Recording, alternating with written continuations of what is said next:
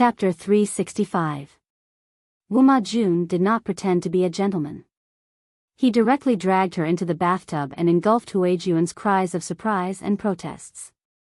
That night, he truly knew the wonderful feeling of yin and yang harmonizing. Even his soul was trembling. He seemed to have unlimited energy. He tossed and turned Huijun. He could not enjoy himself to his heart's content. He wished he could die on top of her. When the sky brightened, he could only regretfully hug the exhausted person and kiss her gently. He lamented that the night was too short. Huijun lay in his arms like a puddle of water. She looked tired, but her body was not so tired. She even felt refreshed. It was only then that she understood why her Langjun said he could make her a beauty who brought disaster to the country. She was a prostitute, but she was like a virgin last night. She even deceived Wuma Jun, who had experienced hundreds of battles. She should have hated the matter between men and women, but after the clouds and rain stopped, she only felt comfortable all over, as if she had been greatly nourished. Last night was supposed to be a good night for your highness and the princess consort. But your highness and I fooled around. If the princess consort knew, Huijun frowned worriedly. Her eyes seemed to bear thousands of words that she had not finished. Wuma Jun said, "Don't worry. It's only right and proper for you to serve me. If she's jealous, she's not magnanimous." Huijun was still worried, but she nodded obediently. When Wuma Jun saw this, his heart burned with lust again. His hands could not help but move everywhere. In the past, he thought that Yaina was a great woman. She used all kinds of tricks to serve him until he was on cloud 9. She was bold and unrestrained when it came to matters between men and women. She was very compatible with him.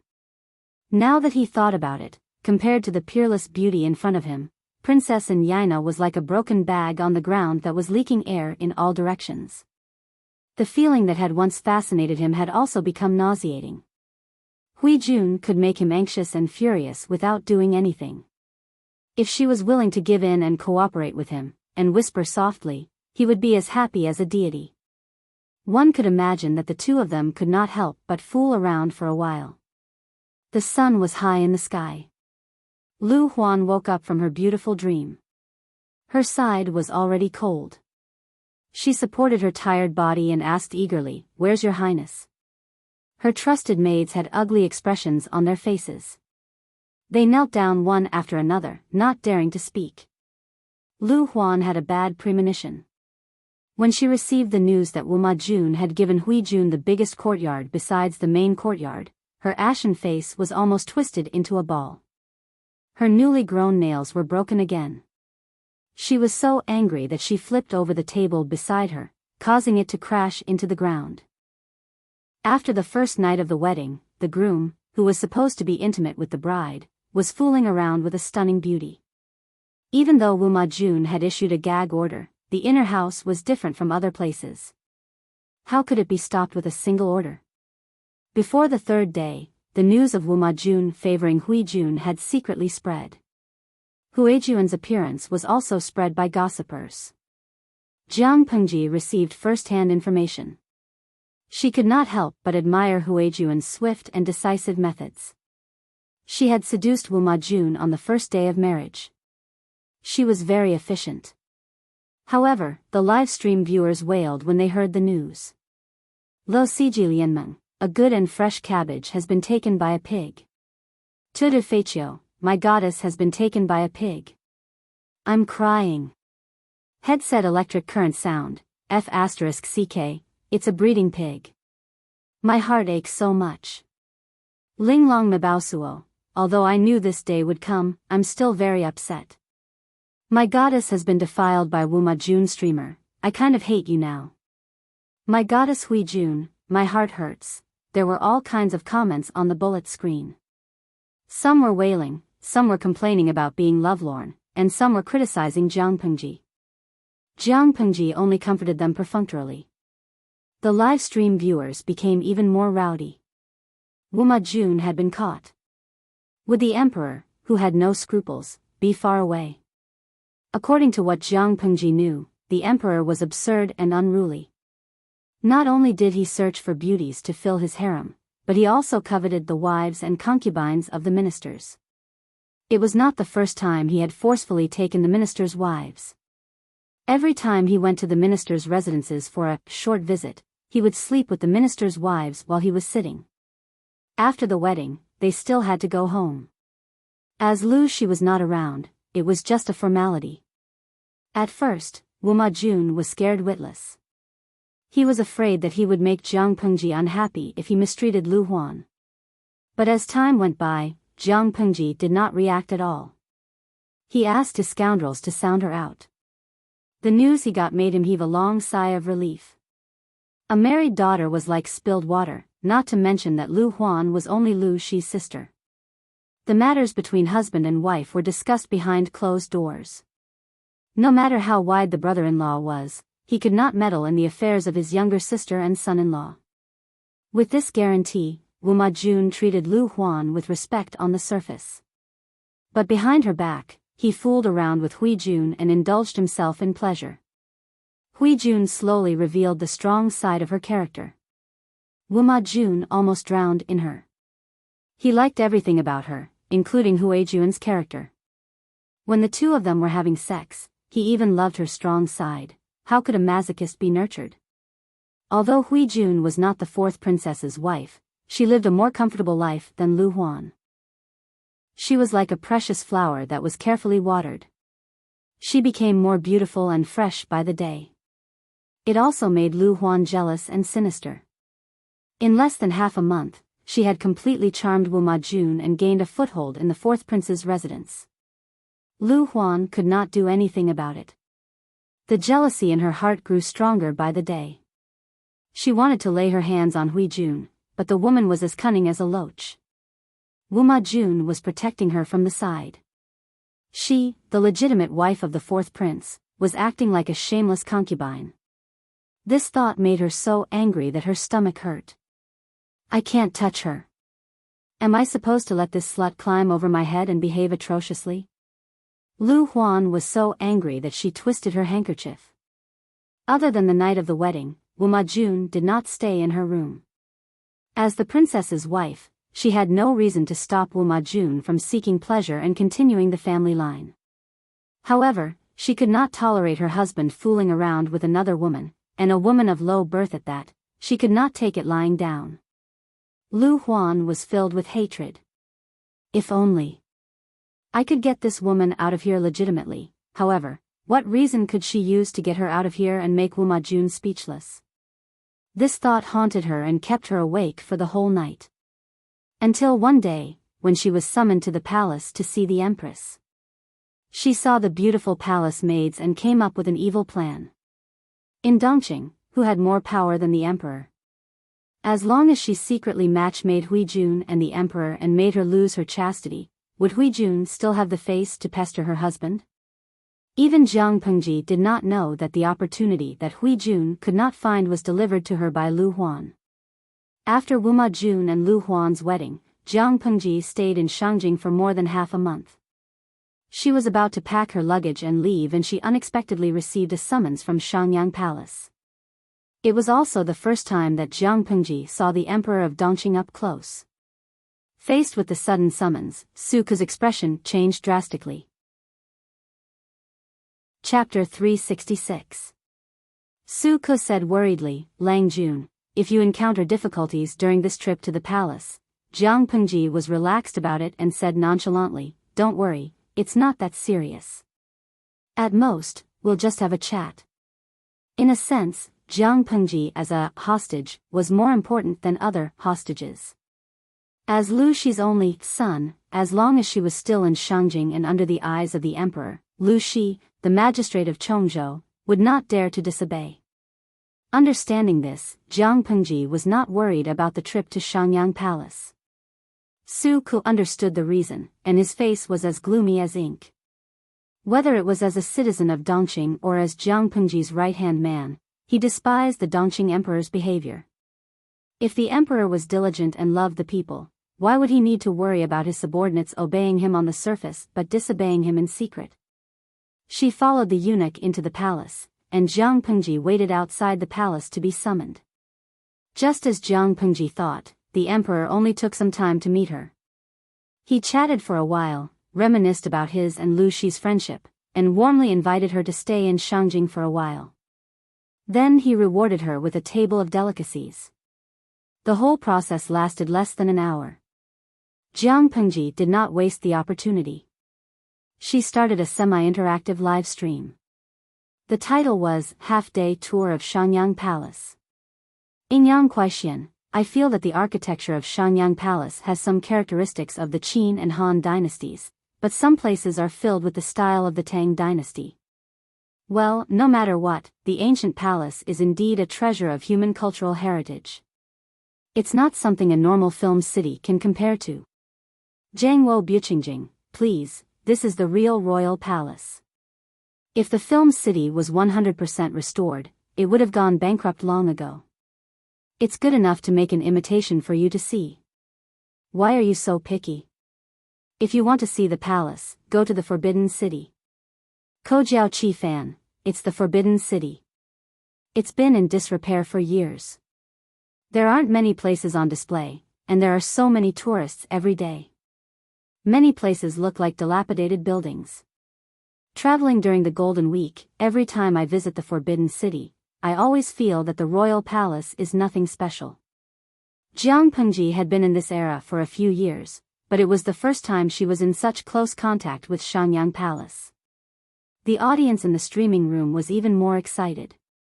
For their era, everything about the feudal dynasty aroused their curiosity and exploration. Waha, let alone the imperial garden, when I see the emperor of Dongqing, all my hopes for the emperor are shattered, okay? He had thought that he would be able to see a handsome middle-aged man with extraordinary majesty.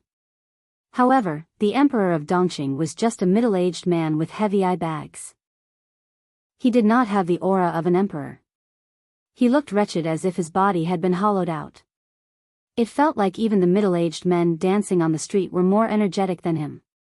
Scan code see me, I raise both my hands and feet in agreement.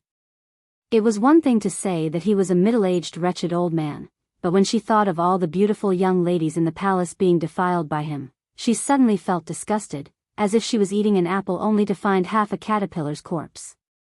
Luckily the streamer didn't go to a harem fight. Otherwise, the thought of the streamer getting jealous over a lowly man would make me wake up from my dreams. From this, it could be seen that regardless of the era, one's face was still very important. The age, appearance, and aura of the Emperor of Dongqing did not match the expectations of the audience in the streaming room. As the audience chatted, a completely different style popped up on the bullet screen. Panda Noodle House, am I the only one who realized that we've been tricked by the streamer? The title of today's streaming was Half-Day Tour of Shangyang Palace. In fact, the streamer only took us to walk a single path. She did not stop to introduce the architectural landscape, and the duration was not even half a day. Not to mention half a day, it was only an hour. Selling dog meat with a sheep's head. When Jiang Pengji saw the bullet screen, she specially posted one and conveniently thanked the viewer. Streamer V, the current situation does not allow me to wander around Shangyang Palace. However, one day, I will open another streaming of a one-day tour of Shangyang Palace. When that time comes, I can go wherever I want. The inner court of the palace will be unobstructed. Panda Noodle House. The content of the bullet screen seemed very ordinary, but the audience in the streaming room expressed their horror after thinking about it carefully. She was still a citizen of Dongqing. Due to the majesty of the royal family, she could only follow the eunuch who led the way. It was impossible for her to wander around Shangyang Palace. Then, under what circumstances could she ignore this rule and walk around Shangyang Palace unimpeded? When she became the new master of Shangyang Palace. Having reached this conclusion, the audience in the streaming room was instantly delighted. They gave Jiang Pengji a lot of gifts, and the screen was full of 666. Lo Ciji Lianmeng, streamer, I give you 101 points. I'm not afraid of you becoming arrogant even if I give you one more point. With the audience in the streaming room joking around, Jiang Pengji left unscathed. As soon as she left the palace, she saw Su Ku anxiously waiting for her. "I'm fine. Let's go back in the carriage." Jiang Pengji waved her hand and ordered the groom to drive. Su Ku saw that she was calm and secretly heaved a sigh of relief. "Lang Jun, did your trip go well?" "I was praised and ate some food. The royal chef in the palace is not as good as the chef in Wuma Jun's residence," Jiang Pengji complained. The royal chef's cooking was definitely better than the ordinary chef's, but the food prepared by the royal chef was already cold. How could it be compared to hot food? Su Ku was speechless. He suddenly could not reply. His Lungjuan style was always so fresh and different. "However, I can only stay in Shangjing for a while. I can't leave." Jiang Pengji shook her head and said in a low voice, "The emperor is addicted to beauty. His body is strong on the outside but weak on the inside. He refuses to rest and needs to use tiger wolf medicine to keep him alive. I'm afraid he has realized that his body is not feeling well and is increasingly afraid of death. Now that he is under house arrest in Shangjing, I'm afraid he is extremely afraid of death. Even if the emperor supported the foreign relatives and the eunuchs to suppress the aristocratic families, he was still raising a tiger that would invite disaster. The aristocratic families seemed to be retreating, but they were not seriously hurt. The so-called aristocratic families all had a deeper and longer history than the royal family of Dongqing. If the emperor suddenly died, who knew if the aristocratic families would retaliate and completely turn the royal family of Dongqing into a puppet? It was probably because of this worry that the emperor gradually recalled the sons of the aristocratic families who were serving outside and used them as hostages. If Jiang Pengji was the emperor of Dongqing, faced with such a situation, she would choose an heir as soon as possible and abdicate the throne to let the dynasty's power take over smoothly. She would grant amnesty to the people and show mercy to the ministers. At the same time, she would cut off the remnants of the foreign relatives and the eunuchs to ensure that the new emperor could sit firmly on the throne. As for the threat of the aristocratic families, she would rope them in and suppress them. She would first stabilize Dongqing, which was riddled with holes. That was the best strategy. However, the current emperor obviously did not want to move. He did not want to abdicate the throne to his son while he was still alive. Chapter 367. Su Ku frowned worriedly. If what Jiang Pengji said was true, when could they leave Shangjing? Did they have to wait until the emperor passed away and the princes fought it out with Prince Changsha? By that time, the world would have already been torn apart. Jiang Pengji sneered as if she saw Su Ku's worry. "We don't have to wait that long. We just have to wait for an opportunity. As long as Hui Jun got close to the emperor and bewitched him, it would not be difficult for them to leave Shangjing." But Su Ku was worried.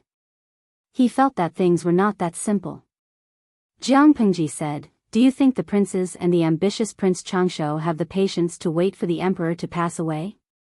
Su Ku felt as if he was struck by lightning.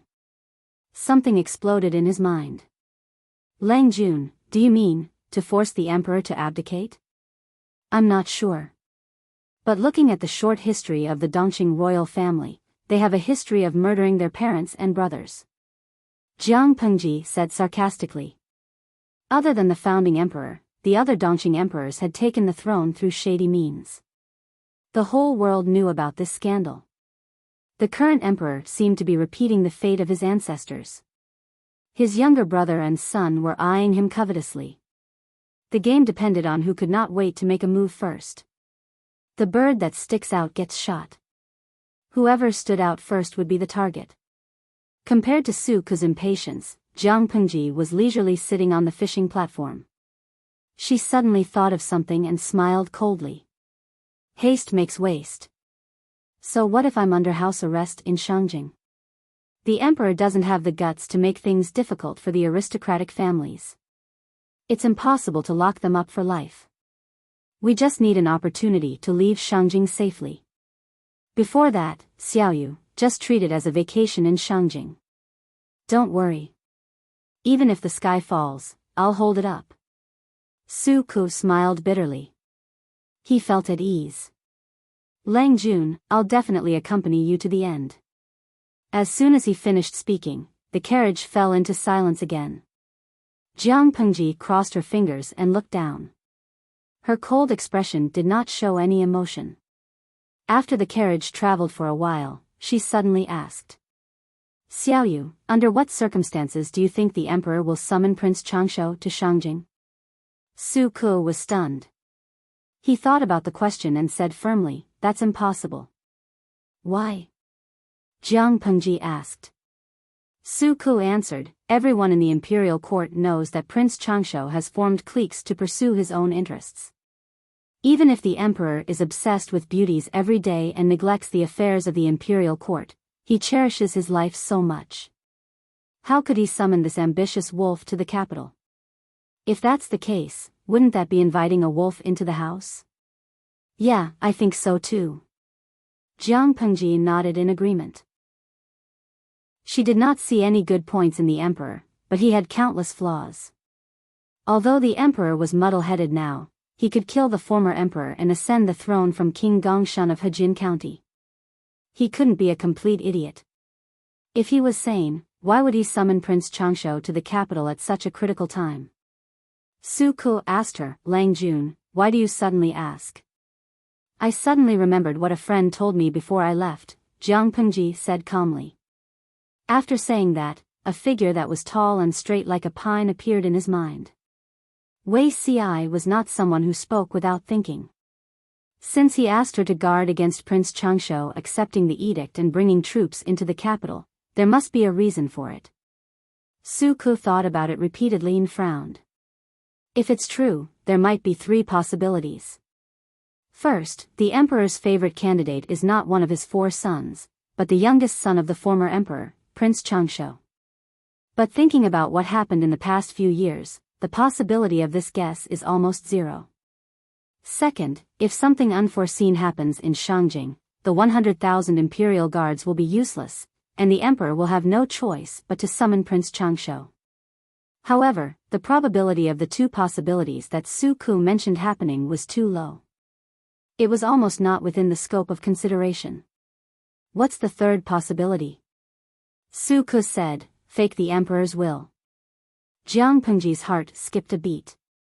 Fake the emperor's will is indeed a way. Shangjing was now a huge cage. Jiang Pengji's ears and eyes were sharp. She acutely noticed that the area where the high officials and nobles lived was filled with a large number of spies. These spies disguised themselves as manservants, maids, or merchants from all walks of life. They were watching them 24 hours a day. When they were close to the mansion, Jiang Pengji glanced at Su Ke and stopped him from speaking. The two stepped on the bench and got off the carriage one after another. They returned to the mansion with their usual expressions. At that moment, the audience in the streaming room also smelled something unusual. They kept asking questions. Dora Ameng, host, can't you leave Shangjing for now? Lo Sijilianmeng, host, they seem to be under house arrest. The emperor of Dongqing is courting death as long as he is alive. Tudu Feiqiu, I bet 50 cents that according to the host's petty temper, she will definitely find a way to take revenge. Most of the audience were ordinary onlookers. They had no problem watching the show, but when it came to such brain-burning things, their reactions were slower. The audience in the streaming room seemed to have a kind of blind trust in Jiang Pengji. After following the streaming for a few years, they had never seen anyone who could really make Jiang Pengji suffer a loss. Even if there was, it was just a joke. The host was broad-minded and did not take it to heart. Of course, there were many people who objected. Zai Chili Diao, nonsense. Are you all crazy? The host has no scholarly honor now. Even if she has a powerful father, water from afar can't put out the fire at hand. If the emperor of a feudal dynasty wants to lay his hands on her, can she go to heaven? Shinshou Yangtua, yes, I like this streaming room the most. I can always see hundreds of thousands of idiots praising an ordinary host. Lo Siji Lianmeng, I can see that there are indeed many experts in this streaming room. Who still remembers the host's skills? Even if she can't fly on roofs and vault over walls, at least she can leave Shangjing safely. It was not a matter of whether she would leave or not, but when she would leave. Jiang Pengji did not care about the bullet screams that were worrying about her or slandering her. When it came to strength, it was all empty talk. Only when it was done would it be real. Although it was house arrest, apart from not being able to leave the city, there was no restriction on her personal freedom. In fact, she was quite happy. After more than half a month, Jiang Pengji and Shangjing's chief patrol officer Huang Song, coincidentally, met a few times. After a while, they became friends. Feng Ju, a mischievous child, came along. The three of them often drank tea and watched dramas.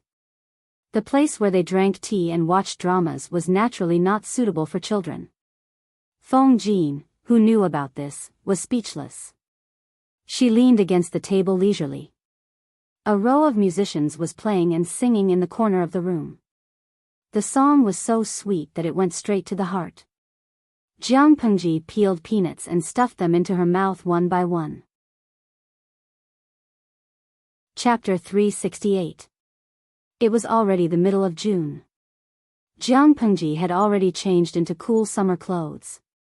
With Lu Huan's wedding as the deadline, Jiang Pengji had stayed in Shangjing for almost a month and a half. The weather is getting hotter and hotter. I've almost visited all of Shangjing. I'm worried about how to spend tomorrow. Hearing Jiang Pengji's complaints, a glint flashed across Feng Ju's eyes, which immediately turned into helplessness. If it were anyone else, they would have long lost their patience. However, Jiang Pengji still ate and drank as she should. She could hold her liquor very well. He did not know what his second brother thought of her. He actually felt that she was better than Bogeo.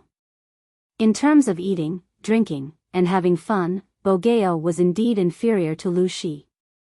Compared to Feng Ju's probing from time to time, Huang Song played the role of a fair-weather friend vividly. The three of them gathered together to eat, drink, and have fun. They did not talk about business, but only talked about romance. It's okay. We'll go somewhere else tomorrow. Brother Lu, don't worry. I know a lot of good places to go. Huang Song winked at her, looking like an adult who had a tacit understanding. After they got closer, he originally wanted to call Jiang Pengji Brother Shi, but she disliked the way he addressed her. She made him change it. Jiang Pengji held a peanut in her mouth and joked, "If you say this to Huayu, I'll be happy the whole day tomorrow even if I don't go out." After hearing that, Huang Song suddenly looked distressed.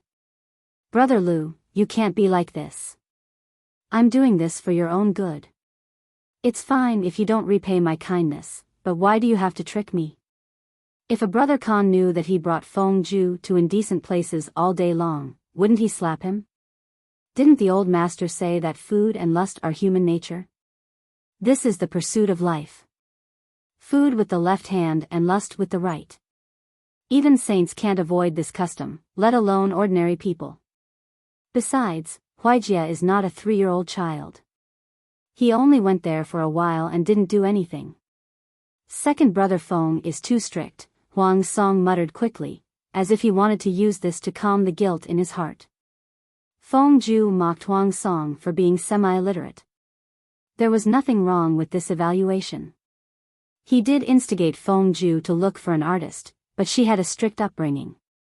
It was okay for her to sit and drink and watch the dance, but she refused to do anything that overstepped her boundaries.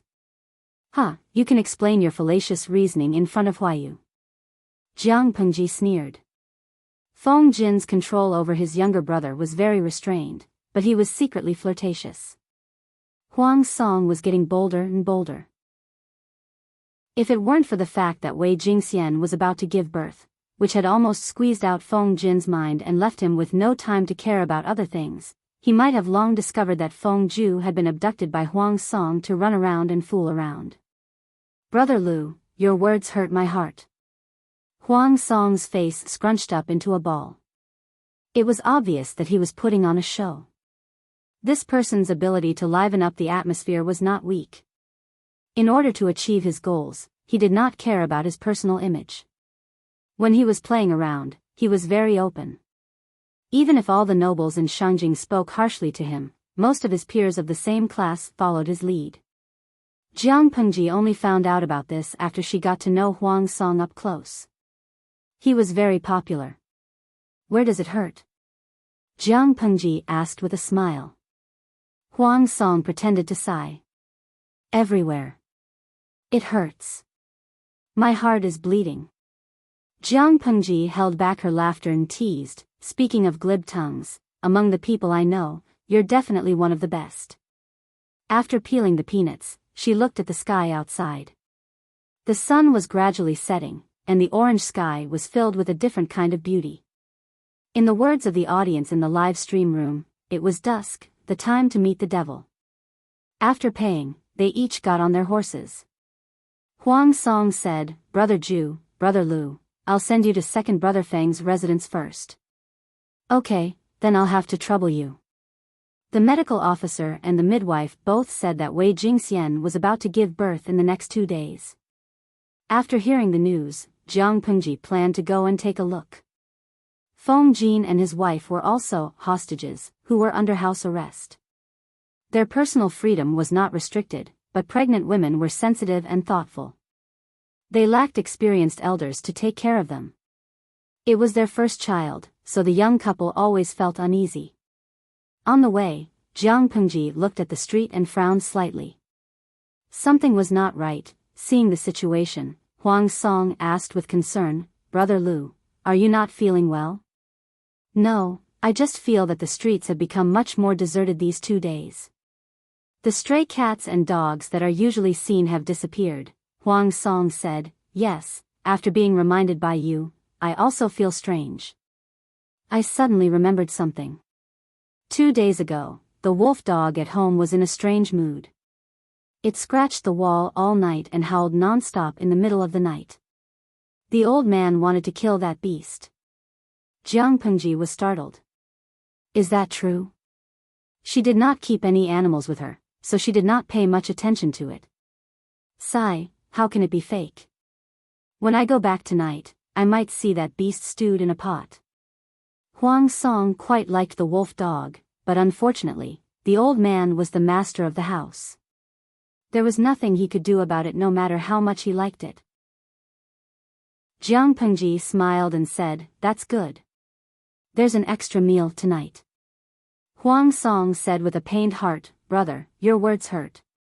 Feng Ju looked at the two of them chatting and was suddenly speechless. He felt that he was leading 2 naughty children. Jiang Pengji's heart was somewhat stifled. She vaguely had an ominous feeling. Her mental strength was very strong. In wuxia terms, the intuition of a martial artist was also stronger than that of an ordinary person. In layman's terms, her intuition was 100 times stronger than that of a beast. Recently, have you seen any strange things when you patrol the streets? Huang Song was startled and asked, What kind of things? The stray cats and dogs on the streets, the snakes, insects, rats, ants, and cockroaches in the corners. Are there any abnormal behaviors? Where Jiang Pengji lived, she could not even see snakes, insects, rats, ants, or cockroaches, let alone stray cats and dogs. As the patrol officer of Shangjing, even if Huang Song was only the head of the urban management, he often wandered outside. He must have seen more than her. Feng Ju smelled something unusual and frowned. Huang Song thought carefully and said, There are. Anyway, I've seen fewer and fewer stray cats and dogs recently. This is normal. Anyway, many people will secretly catch them to eat with wine. It's a hot season now. It's normal that cats and dogs do not like to come out. Huang Song's explanation seemed very reasonable, but Jiang Pengji's heart beat wildly. A dark cloud lingered in her heart that could not be dispelled. What's wrong, Brother Lu? Huang Song asked. Nothing. It's probably because the summer heat has been severe recently. I'm always feeling stuffy. I feel that something bad will happen. What bad thing? The weather has been dry recently. It hasn't rained for a month. As the patrol officer of Shangjing, you have to be careful lest something catches fire. Most of the buildings nowadays were made of wood. If they caught fire, it would be difficult to put them out. Jiang Pengji warned, "It's not impossible." Huang Song did not know whether to laugh or cry. "Brother Lu, you should be more considerate of me. If it really catches fire, you'll lose your lowly position as the patrol officer of Shangjing. If you don't want to lose your position, you'll have to put in more effort." Huang Song heard what she said and felt that it made sense. Even if Jiang Pengji's words were not pleasant to hear, she had good intentions. The current Huang Song wholeheartedly served the people. He came from a humble background, but he had the heart to help the world and save the people. He was usually sloppy, but when he was enforcing the law, he was upright and outspoken. He could be said to love the people as if they were his own children. It had to be said that it was not without reason that Feng Zhu saw him in a different light. Chapter 369. The three of them arrived at Feng Jin's residence. Jiang Pengji saw Feng Jin, whom she had not seen for a few days. She was shocked by his dark eyes. "Huayu, how many days have you not slept?" 3 or 4 days. Feng Jin smelled alcohol and cosmetics on them. He was too tired to pursue the matter. Jiang Pengji complained, 3 or 4 days without sleep? Are you preparing to become a celestial being? Jiang Pengji learned about the joke from the audience in the streaming room. Feng Jin rubbed his brows to wake himself up. He did not have the energy to pursue the matter. Jingxian's stomach has been hurting for the past few days. She went to the delivery room a few times, but she came out again. It was getting more and more troublesome each time. He was so worried that he could not sleep. The child was purposely tormenting his inexperienced parents. Feng Jin had been tormented by his wife since she was pregnant. He could understand the difficulties of being a parent more and more. According to the customs of the ancient times, the father only needed to sow the seeds, wait for 10 months, and take over the child from the midwife. When Feng Jin and his wife were under house arrest, Jingxian was discovered to be pregnant. Many things could only be solved by the husband and wife. The more he was involved, the more he felt a sense of security as a father. "What about now?" Feng Jin said. "The midwife made some ginseng chicken soup. She's drinking it now. I asked Takshu to send some good old ginseng. I heard it's good for pregnant women." Feng Jin nodded. He had seen the old ginseng. Its age and medicinal properties were excellent. It was prepared for labor. Perhaps because he had not slept for a few days, his brain was a little slow. He only reacted after a while. "Lanting, why are you here today?" After Takshu sent the old ginseng, she went back and told me that Jingxian is going to give birth in 2 days. I was worried that you were short of hands, so I volunteered to make up the numbers. Jiang Pengji often visited Feng Jin's house during her stay in Shangjing. She was familiar with his servant. She asked the servant to make a pot of refreshing hot tea as soon as she entered the house. "Drink some tea to wake up your mind. Don't fall asleep." Feng Jin thanked her tiredly. "Thank you."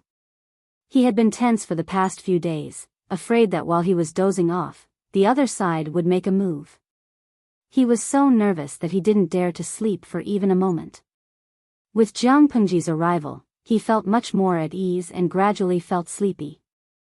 "You and I are best friends. There's no need to thank me."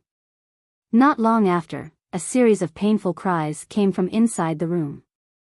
The maidservants and the midwife were running around in circles, and then there was no more sound. It was another false alarm. Feng Zhu also waited for 4 hours. The moon was high in the sky, but there was still no movement in the delivery room.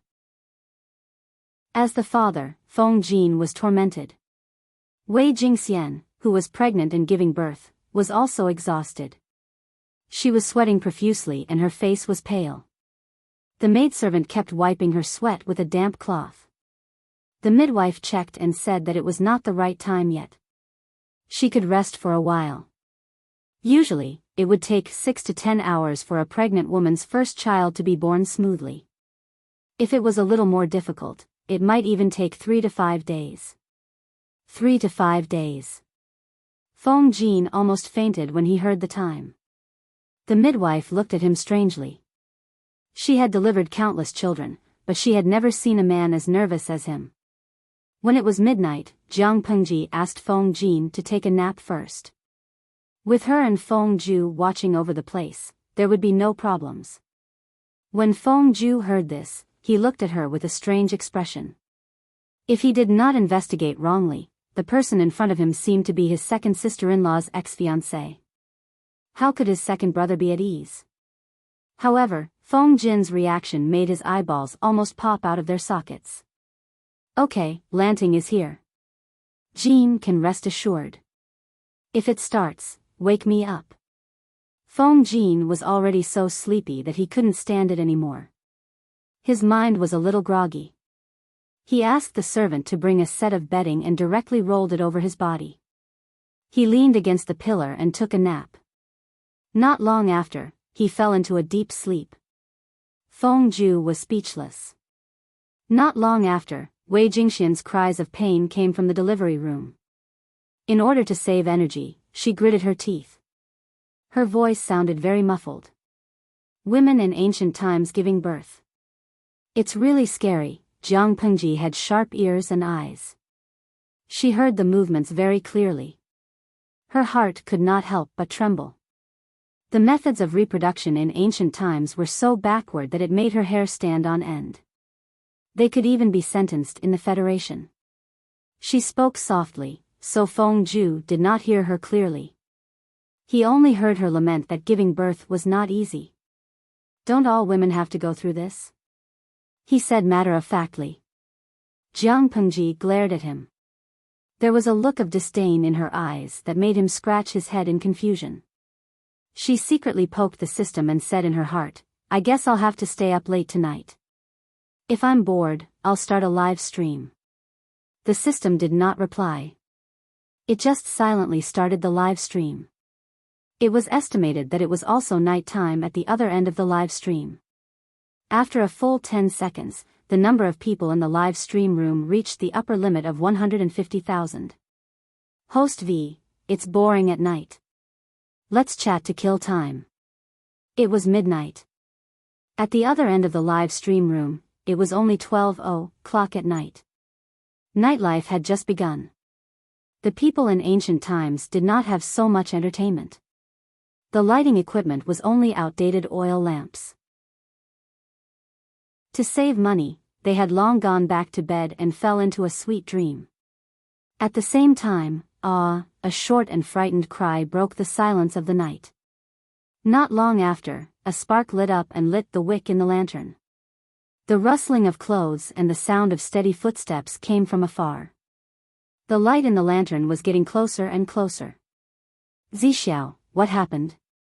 Outside the house, a young man wearing a single garment and a cloak asked with concern.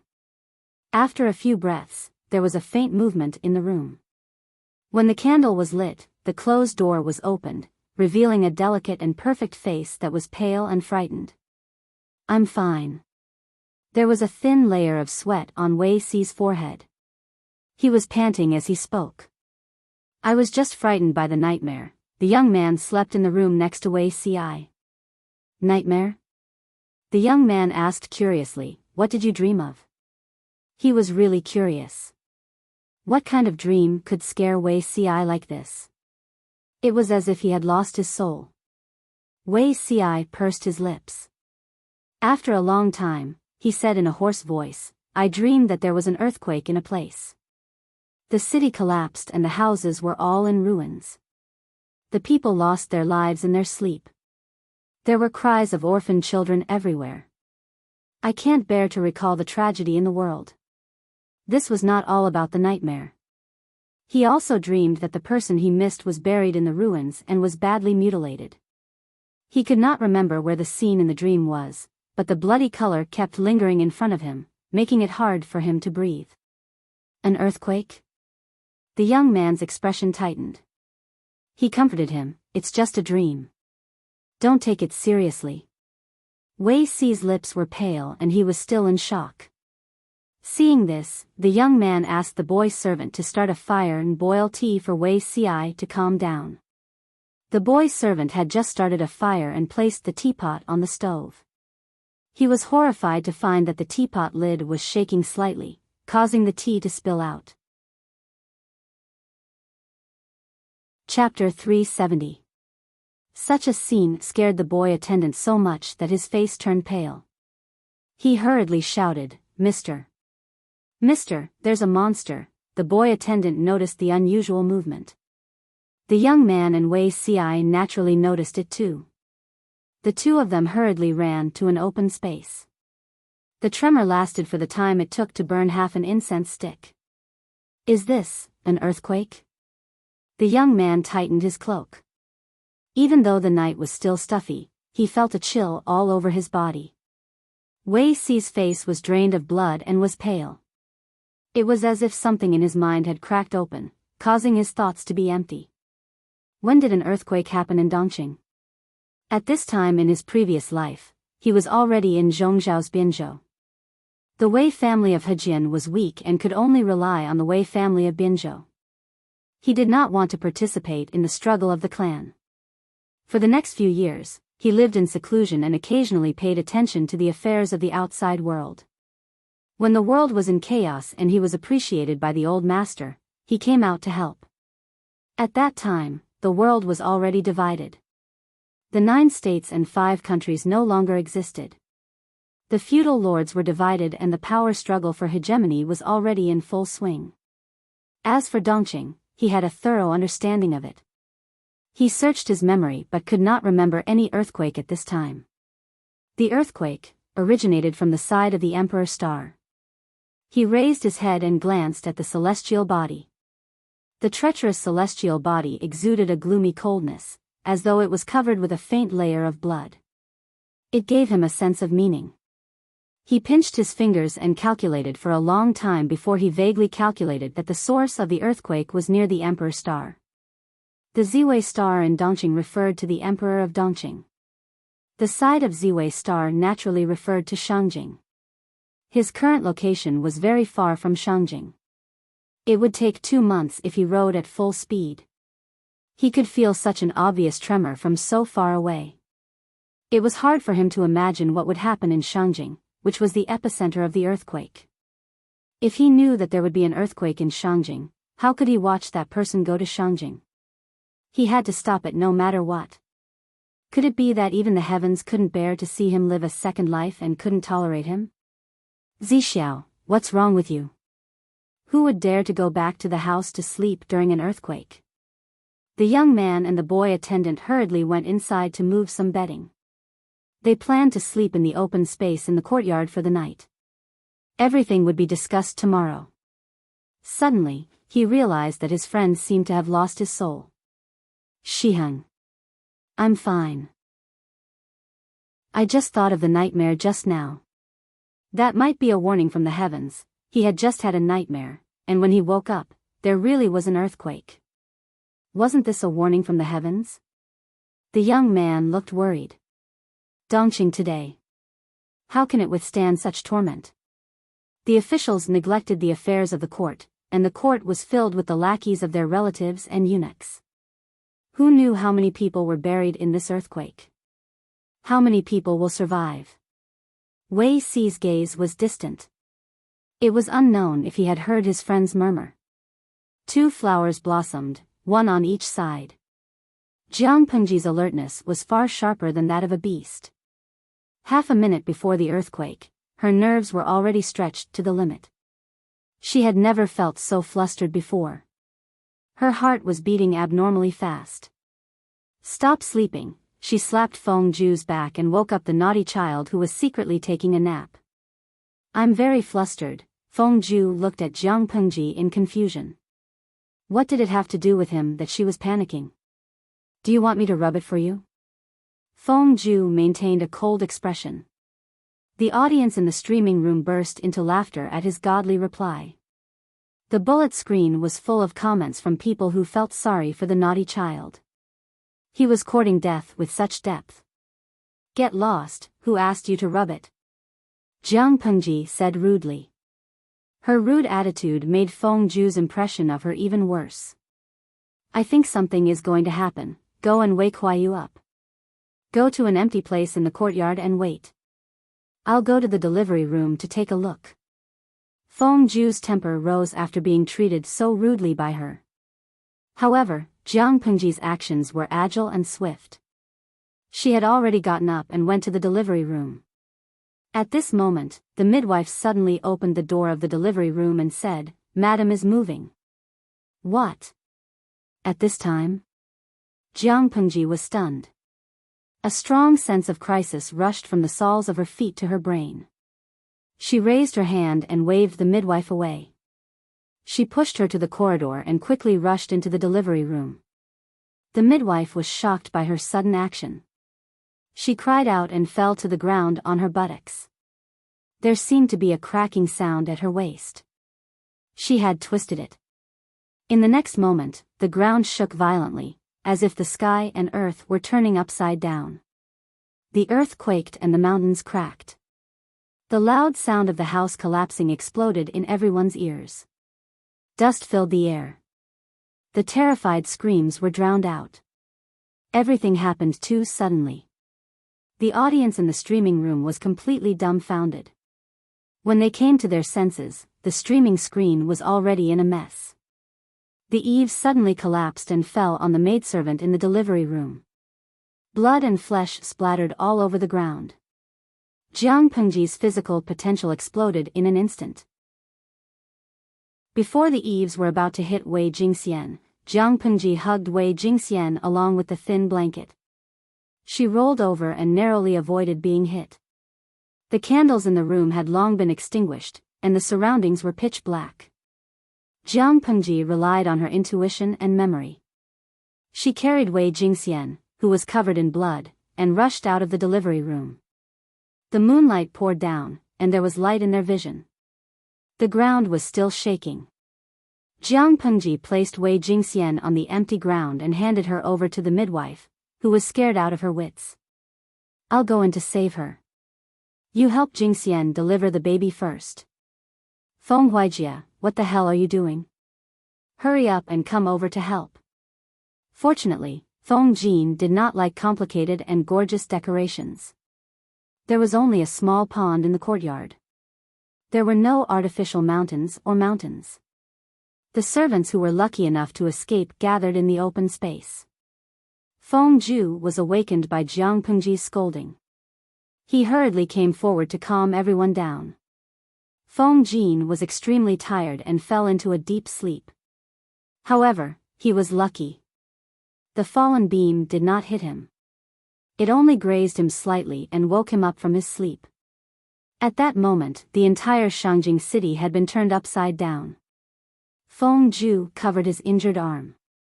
His face was pale as he comforted everyone. Husband, it hurts. When the earthquake happened, Wei Jingxian had already fainted. The last image in her memory was the beam that fell on her head and the familiar outline. The midwife's psychological quality was good enough. Under Jiang Pengji's tough orders, she helped Wei Jingxian deliver the baby. She pressed on her philtrum forcefully and forced her to wake up. If the pregnant woman did not stay awake at that time, she would die with the baby. Madam Jingxian. After Feng Jin woke up, his mind was in a mess. His heart seemed to have entered an ice cellar. It was so cold that his whole body was stiff. He heard a familiar call in his ear. He barely regained his consciousness and hugged Wei Jingxian, who was covered in blood, tightly. Stomach. Stomach hurts. Wei Jingxian felt a sharp pain in her stomach. It was as if something hot and wet had burst. It stained the clothes and bedding under her. Waves of intense pain passed through her brain. Is I going to give birth? In another place, Jiang Pengji rescued 2 injured servants and placed them in an open space. The entire mansion had been turned into ruins. There would be waves of aftershocks. She could only try her best. Fortunately, the houses in ancient times were low.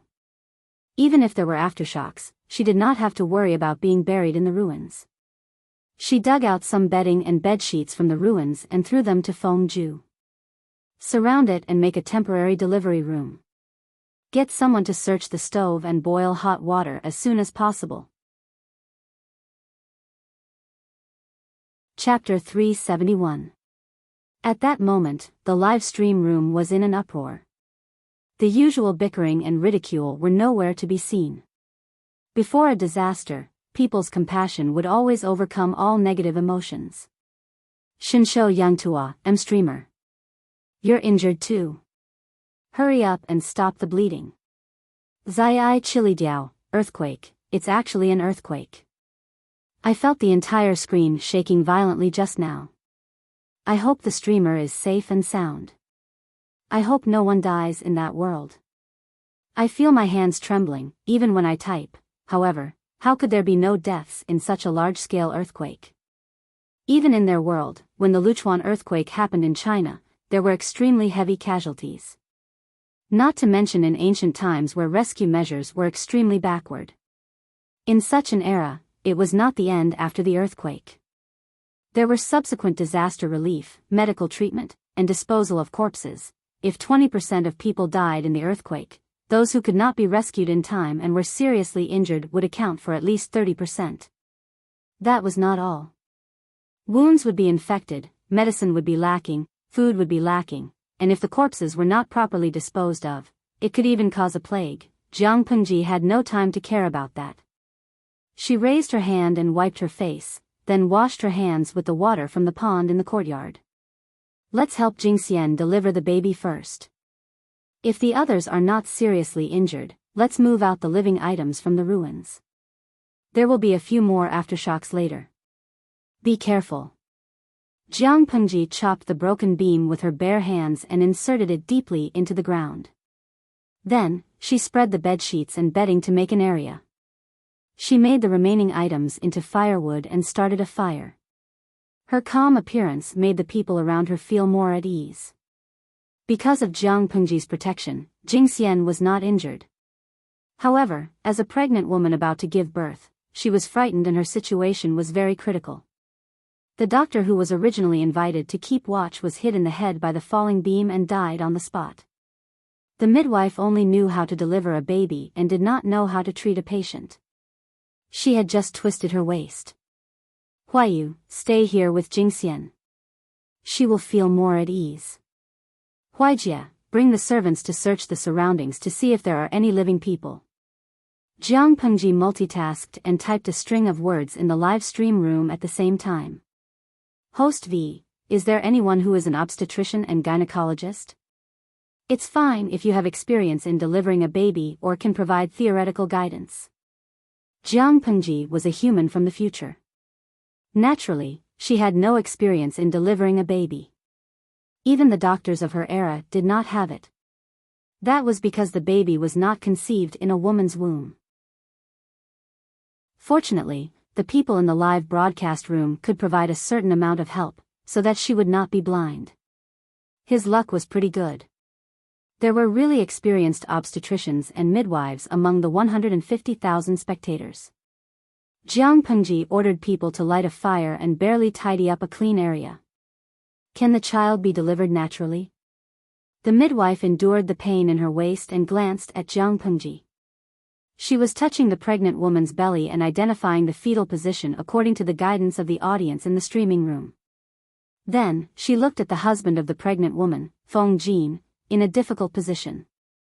No. It's fine if the husband doesn't mind the bloody scene in the delivery room, but why did he let an outsider in? Feng Jin was comforting Wei Jingxian when he noticed the midwife's strange gaze. He pursed his lips and remained expressionless. In the eyes of outsiders, Jiang Pengji was still a man. Lanting has learned some Qi Huang techniques. It might come in handy. Don't worry. As soon as he finished speaking, Wei Jingxian felt a sharp pain in her stomach. She could only endure the pain and clench Feng Jin's hands so tightly that her nails dug into his flesh. Soon, blood started to flow. Jiang Pengji's cold voice came into her ears. The cervix is only 3 fingers deep. This is only the first stage of labor. Jingxian, don't exert force. Huayu, give her a handkerchief to bite on so that she won't bite her tongue when the contractions are too painful. Before the midwife could reply, Jiang Pengji tried to identify for a while and hesitated. The fetal position. At that moment, the obstetrician in the streaming room was giving guidance at the last minute. The other spectators were also anxious, but they knew what was important and what was not. At that moment, other than the retired doctor and midwife, no one else dared to post a bullet screen. The fetal position should be in front of the pillow. As a genetic warrior, Jiang Pengji was very familiar with the structure of living things. Even if it was through the text guidance in the streaming room, she could quickly get the hang of it. Her prediction of the fetal position was not wrong. According to the audience, the fetal position in front of the pillow was usually a natural birth. She could not help but secretly let out a sigh of relief. If the fetal position was not right at that moment, it would really be one corpse and two lives. Looking at Jiang Pengji's very professional manner, the midwife was a little confused. Her job had been taken away by someone who seemed to be even more professional than her. What was she doing here? Feng Jin said, see if the hot water outside is ready. Clean Jingxian's body first. The bloodstains scared him out of his wits. Fortunately, it was not Wei Jingxian's. Otherwise, what would he do tonight? Cut some of the ginseng that was found in the storeroom. When the cervix is open to the 10th finger, it will be able to give birth. When that time comes, you will need strength. Jiang Pengji wrung the cloth dry and wiped the sweat and stains on Wei Jingxian's face. Although it was summer, the temperature was still very cold for a pregnant woman. There was even a fire in the area that was surrounded. Get someone to wash the cloth with hot water. Cut a few pieces and put them on the fire to dry. There are ruins everywhere. The swaddling clothes that were prepared previously can't be used anymore. Jiang Pengji paid attention to the fetal position and the text guidance of the audience in the streaming room. Before the cervix was open to the 10th finger, there were a few strong aftershocks in Shangjing. Fortunately, Feng Jin had been watching over her. Wei Jingxian's emotions were considered stable. This child was born at the wrong time. Feng Jin's eyes were red and bloodshot. He was usually neat and tidy, but now he was in a sorry state. Suddenly, his meticulous hairpin was crooked and the clean stubble at the corner of his mouth appeared. Hearing that, Jiang Pengji scolded him sternly. Feng Jin, Feng Huayu, what do you mean by that? Wei Jingxian was in so much pain that her consciousness was blurred. When she vaguely heard those words, she felt sorrow in her heart. The people in ancient times were ignorant and superstitious. Jiang Pengji was really worried that Feng Jin would be out of his mind and put an ominous label on the child. Your husband is not blaming the child. Don't worry. He first comforted Wei Jingxian, who had tears in her eyes, and then immediately said, the child was born weak. He needs careful care to grow up healthily. Now that the earthquake is not stopping, I don't know what will happen tomorrow. He was not blaming the child for being born ominous. He was just worried that the child born under such circumstances would not survive. Everything will be discussed after the child is born. Jiang Pengji said coldly, a man should be indomitable. Can't you even protect your wife and child? Jingxian is going to give birth now. Can't you say something festive and humorous? How unlucky. Feng Jin responded with silence. There was another wave of intense pain and contraction. Wei Jingxian could not help but cry out. Little angel Meng Meng, streamer, that's enough. At that moment, a corner of the rising sun had risen in the sky. The golden morning sun shone on the earth, dispelling the long night. Jingxian, you can use force. Follow my instructions. Finally, there was a result after a long wait. Chapter 372. Little angel Meng Meng, Miss Jingxian's physical condition is very good. With proper postpartum care, she should be able to recover quickly. I'm not sure about the child's condition. However, the child was born tenaciously in this world. I think the heavens will bless this little life. After the retired obstetrician and gynecologist said this, the silence in the live broadcast room seemed to have been lifted, and the number of comments slowly increased. Shinshou Yangtua, I was sweating the whole night and didn't dare to leave the screen. I never knew that giving birth was so painful for a woman. Just now, I called my mother while trembling. I was wrong, I shouldn't have scolded her over such a small matter. Love spicy sticks, I won't hate the streamer anymore. You're really someone who can go to heaven. Melancholy, I've been thinking for a long time after watching the live stream for the whole night. Wei Jingxian was a brave girl. I saw the greatness and tenacity of a woman in her. I thought of my girlfriend, who was the same age as her. Not long ago, we had forgotten to use birth control, and she had gotten pregnant. At first, I thought that we were still young, and there was no rush to have a child. I planned to abort it tomorrow, but now I want to repent to her. Ingyang Kuaixian, the birth of a new life is indeed touching and delightful, but I'm more concerned about whether I can tip the streamer so that she can buy disaster relief items. In the face of disaster, unity is strength. Saving one life counts, even if it's a dimension away. This bullet screen was quickly liked and pinned to the top. Of course, Jiang Pengji saw it too. She cleaned up the baby and wrapped him in swaddling clothes to prevent him from catching a cold. She bit her lip. Host V, I'll try my best. After this bullet screen was sent out, the rewards received by the system increased explosively. The previous rewards were all for praying for children or celebrating the birth of a child. The later rewards were all for praying for disaster victims. Of course, there were also viewers who mocked Jiang Pengji for trying to make a fortune out of the disaster. As soon as this bullet screen was posted, it was immediately rebutted. Ingyang Kuaixian, are you F** king retarded? I've been following this live broadcast room for several years, and I've never heard the host take the initiative to ask for tips or other things. Do you think everyone is as heartless as you? If she's such a person, I'll live stream myself eating my keyboard. De Zhuangzhu's wife, idiot, I've made the call. Pick it up. Potato beef Gafen, hee, you must have watched too many of those coquettish bitches live broadcasts. Do you think everyone is greedy for money? There was a huge earthquake and so many people died. How could you say such inhumane words? Doesn't your conscience hurt?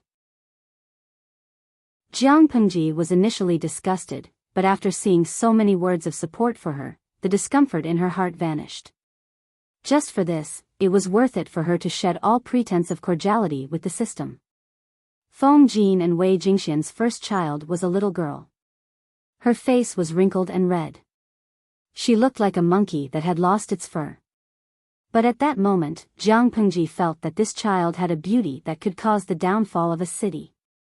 She handed the child to the Feng couple, who were anxiously waiting for her. Give her a hug. She's a beautiful daughter. Thank you. Feng Jin's face was pale. When the child was just born, he felt so nervous that he almost suffocated. Now that he was holding this life that was so soft that it seemed to have no bones, his chest was unprecedentedly soft. Lanting, give this child a name. At that moment, Wei Jingxian felt a little better and regained some strength. She looked at her husband and then at Jiang Pengji. How could she not know? Lanting, help me give her a name. Wei Jingxian revealed a pale smile. She was covered with a blanket and there was a fire next to her, which helped to dispel the chill in her body. She knew that if Jiang Pengji had not rushed in and carried her to the delivery room, they would have been sent to hell by the falling beam. Now that she could safely give birth to the child, it was all because of the person in front of her. She was not afraid of losing her life, but when she thought about the possibility of the child being born because of this, she felt a piercing pain in her heart. Jiang Pengji heard the couple's request and was stunned.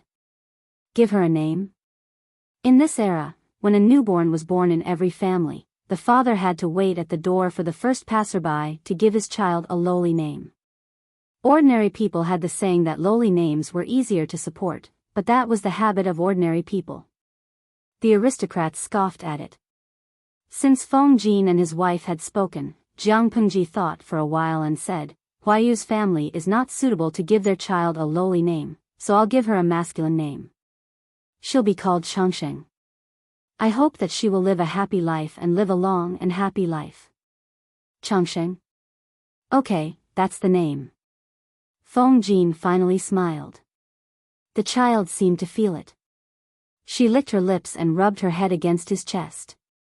While they were talking, the sky was completely bright. The servants who were alive quietly cleaned up the ruins. They were lucky enough to survive, but most of them were buried in the ruins and could not see the light of day. Jiang Pengji lifted the curtain and walked out of the simple delivery room. The midwife, who had sprained her waist badly, was sitting by the side and instructing the maidservants to make chicken soup. There were many ingredients that were beneficial to the recovery of the pregnant woman after giving birth. When the midwife saw her, she quickly asked the maidservants to bring a copper basin. There was a cloth towel beside the copper basin, and it was filled with warm water. Lang Jun, do you want to wash your face? I asked the maidservants in the manner to find the old master's clothes. He hasn't worn them yet. You can change into them and wash the wound on your back.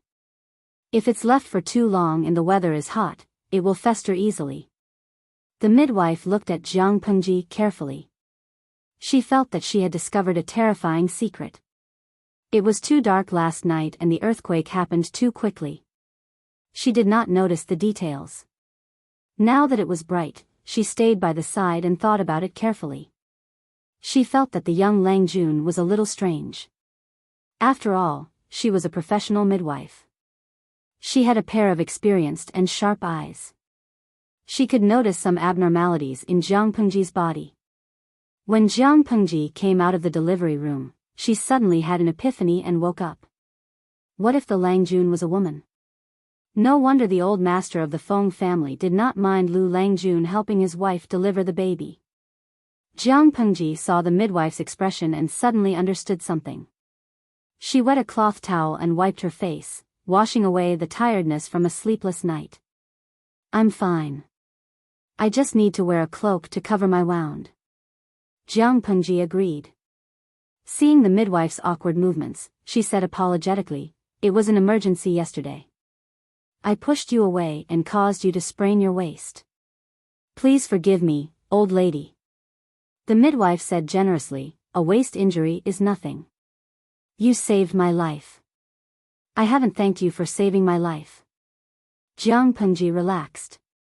Only then did she realize that there was a wave of pain coming from her back. She twitched her mouth.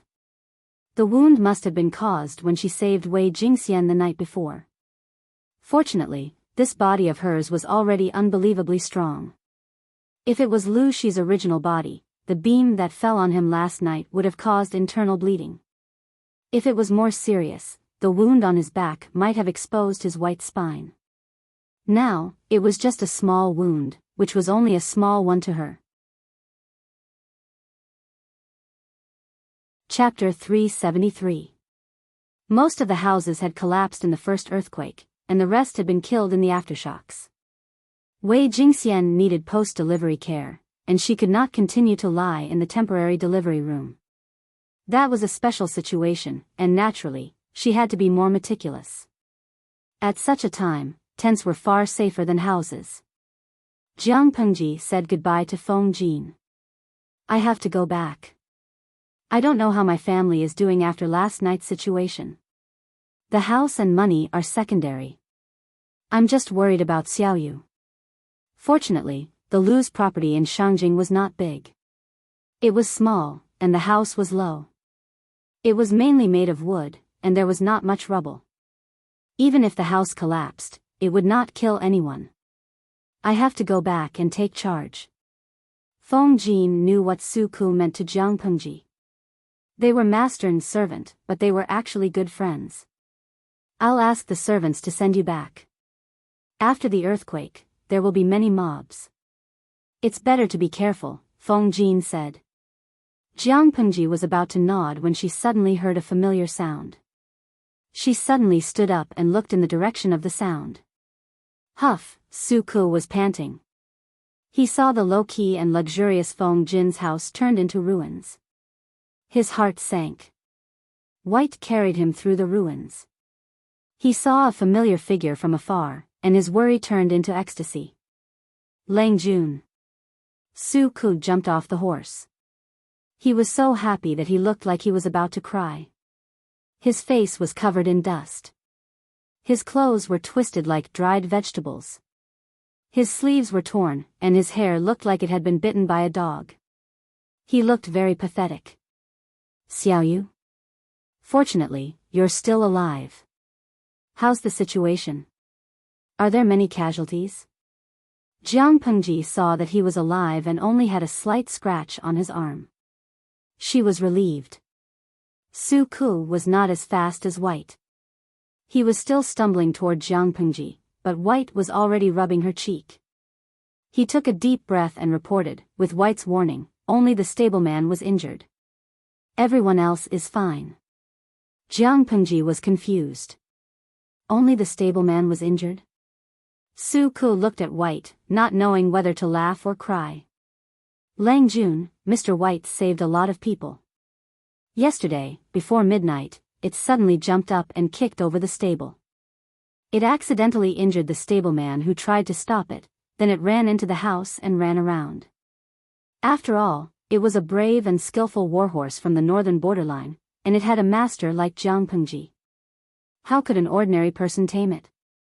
Almost everyone was unable to sleep because of Whitey, but it was very intelligent. Whoever came near the house would have their heads gnawed off. The group of people did not dare to hurt Whitey. It was Jiang Pengji's beloved horse. The lives of all the servants were not as important as Whitey. Under Dabai's stubborn and willful obstruction, Su Ku and all the servants could only stay in the courtyard and confront Dabai. Then, the earthquake happened. When Jiang Pengji heard this, her expression became extremely strange. Your hair is so messy. Did Dabai gnaw on it? She had thought that Su Ku had messed it up in the midst of the chaos, making it look like a dog had gnawed on it. So it was Dabai who had gnawed it? Su Ku was speechless. Lang Jun, it's too hurtful to say such things at this time. Well done. Jiang Pengji stroked Whitey's mane. The proud and beautiful little girl stuck out her tongue and licked her face, as if she was asking for credit. Seeing this, the gloominess in Su Ku's heart disappeared. If it was gnawed on, then so be it. It was better than dying. Last night, the earthquake happened suddenly. I ordered the servants to clean up the rubble and search for the people who were still alive. That's why I came late. Please forgive me, Lang Jun. Jiang Pengji smiled and said generously, you did the right thing. Why should I blame you? When the earthquake first happened, the probability of survival was high. When the aftershocks were over, it would be too late. You know your Lang Jun's ability. If I can't survive, the whole of Shangjing will be a dead city. You came all the way here. What's the situation outside? If she had really failed and died in the earthquake, what was the use of Su Ku rushing over? If he had done that, it would have been a really responsible act. In this era, the higher-ups would bear grudges and think that Su Ku was rebellious. But with Jiang Pengji's magnanimity, how could she blame him? Su Ku was not an emotional person. However, after experiencing the disaster and facing the strong pressure to survive, he made a choice. Now that he received Jiang Pengji's courtesy, he could not help but tear up. He sniffled and held back his tears. Outside, it's all ruins. 9 out of 10 rooms have collapsed. The people are dead or injured. I'm afraid, there are very few survivors. Su Ku choked. The tragic scene along the way appeared in front of his eyes. His heart was filled with sorrow. In ancient times, the people worked and rested from 9 in the morning to 5 in the evening. The earthquake happened after midnight. At that time, most of the people were already asleep. The earthquake happened so suddenly and the tremors were so strong. How could they escape in time? 9 out of 10 rooms have collapsed. Jiang Pengji let out a long sigh.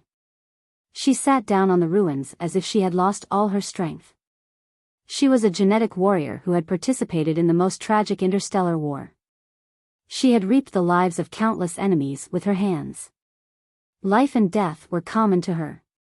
In Jiang Pengji's eyes, the ordinary people were no different from the federal citizens she protected. The enemy's life was worthless in her eyes, but the citizens she protected were as precious as treasures. Now, this earthquake had taken the lives of countless commoners. Their deaths were worthless. Their lives were as cheap as grass. Lang Jun, Su Ku wanted to persuade him, but he did not know how. He knew that his Lang Jun was usually cold, stubborn, and unrestrained, but he knew that he was kind. Yes, kind. Because of his kindness, Lang Jun would personally go to the fields to learn how to farm from the old farmers. He would understand the customs of the fields and crops. He would draw and improve the farming tools. He would not hesitate to spend money to ask the craftsmen to further improve according to the drawings. He did not think that other aristocratic families would lower themselves to do that. Apart from that, there was also a troop to suppress bandits and protect the peace of Hejin County. There was a female troop to take in abandoned and trafficked girls. There were boxes and boxes of books under the ruins. These were the precious treasures she had exchanged with Ching Cheng. She was preparing to promote movable type printing in the future and give them to all the students in the world. The 3-character classic, the 100 family names. Those were all prepared for young children in the future. There was also Bai Tan in Chongzhou. She had secretly built a papermaking workshop. She had experimented with many papermaking methods, and the procedures were getting more and more mature. Su Ku could see clearly why she had done it step by step. She was born in an aristocratic family but did not cherish her possessions. She was a person who truly cared about the world. Su Ku felt that if such a person could not be called kind, who was qualified to be called kind? Jiang Pengji did not waver for long. She quickly regained her calm and indifferent expression. Open the warehouse, put in the grain, and build a porridge shed. Su Ku knew that his Lang Jun would do that. He had already prepared a plan. There was a batch of grain in the warehouse a while ago. If we build a porridge shed, it should last for half a month. Chapter 374. How much money is left in the warehouse? I don't know if the medicine shop is still there. Can I buy medicinal herbs? It would be better if I can hire a doctor. She could not save the people who died in the earthquake, but she would try her best to save the people who were still alive. If she had known that the earthquake would happen so suddenly, she would have looked for a doctor when she first came to Shangjing. In addition, allocate some money to hire the people who are still alive. Give them food or some wages. Ask them to help clean up the ruins and search for survivors under the ruins. Go and make a plan and calculate the cost. If it's not enough, Su Ku didn't need to calculate to know that the money in the warehouse was not enough. Therefore, he told her the truth. Lang Jun, the money in the warehouse is not enough. Jiang Pengji pursed her lips and said, I will think of a way to get the money and food. You can do this first. Su Ku said, if we can persuade the families to open up their granaries, it might be effective. She sneered and asked bluntly, what do you think is the possibility? Countless people froze and starved to death during the snow disaster. How many families in Shangjing opened their granaries to get food? It was an earthquake now. Every family could not protect themselves. If they survived, they would leave the troublesome place immediately. Why would they stay? For the aristocratic families who boasted of their noble blood, ordinary people were like ants. Who would stay in a dangerous place like Shangjing for ants, let alone open the warehouse and give out money, food, and medicinal herbs? Su Ku remained silent in the face of her question. While they were talking, the sound of horses' hooves could be heard in the distance. Upon closer inspection, the person in the lead was the disheveled Huang Song. Behind him were a few soldiers in official uniforms. Brother Lu. Huang Song pulled the reins and stopped the horse in front of Jiang Pengji. Where is Brother Ju? He got off the horse. He could not help but secretly sigh in relief when he saw her pale face and messy hair. She was wearing a loose cloak. It seemed that she was not injured except that she was a little mentally weak. After listening to Jiang Pengji's words last night, Huang Song led his lackeys to patrol a few rounds. In the middle of the night, he even caught two hedonistic sons of aristocratic families fooling around on the streets. He was about to arrest them according to the rules of Shangjing when the earthquake occurred without warning. The first thing Huang Song did was to gather the troops to save the people. He, on the other hand, hastened his horse back to the mansion to take a look. His father had always slept late. When the earthquake happened, he was slightly injured, but his life was not in danger.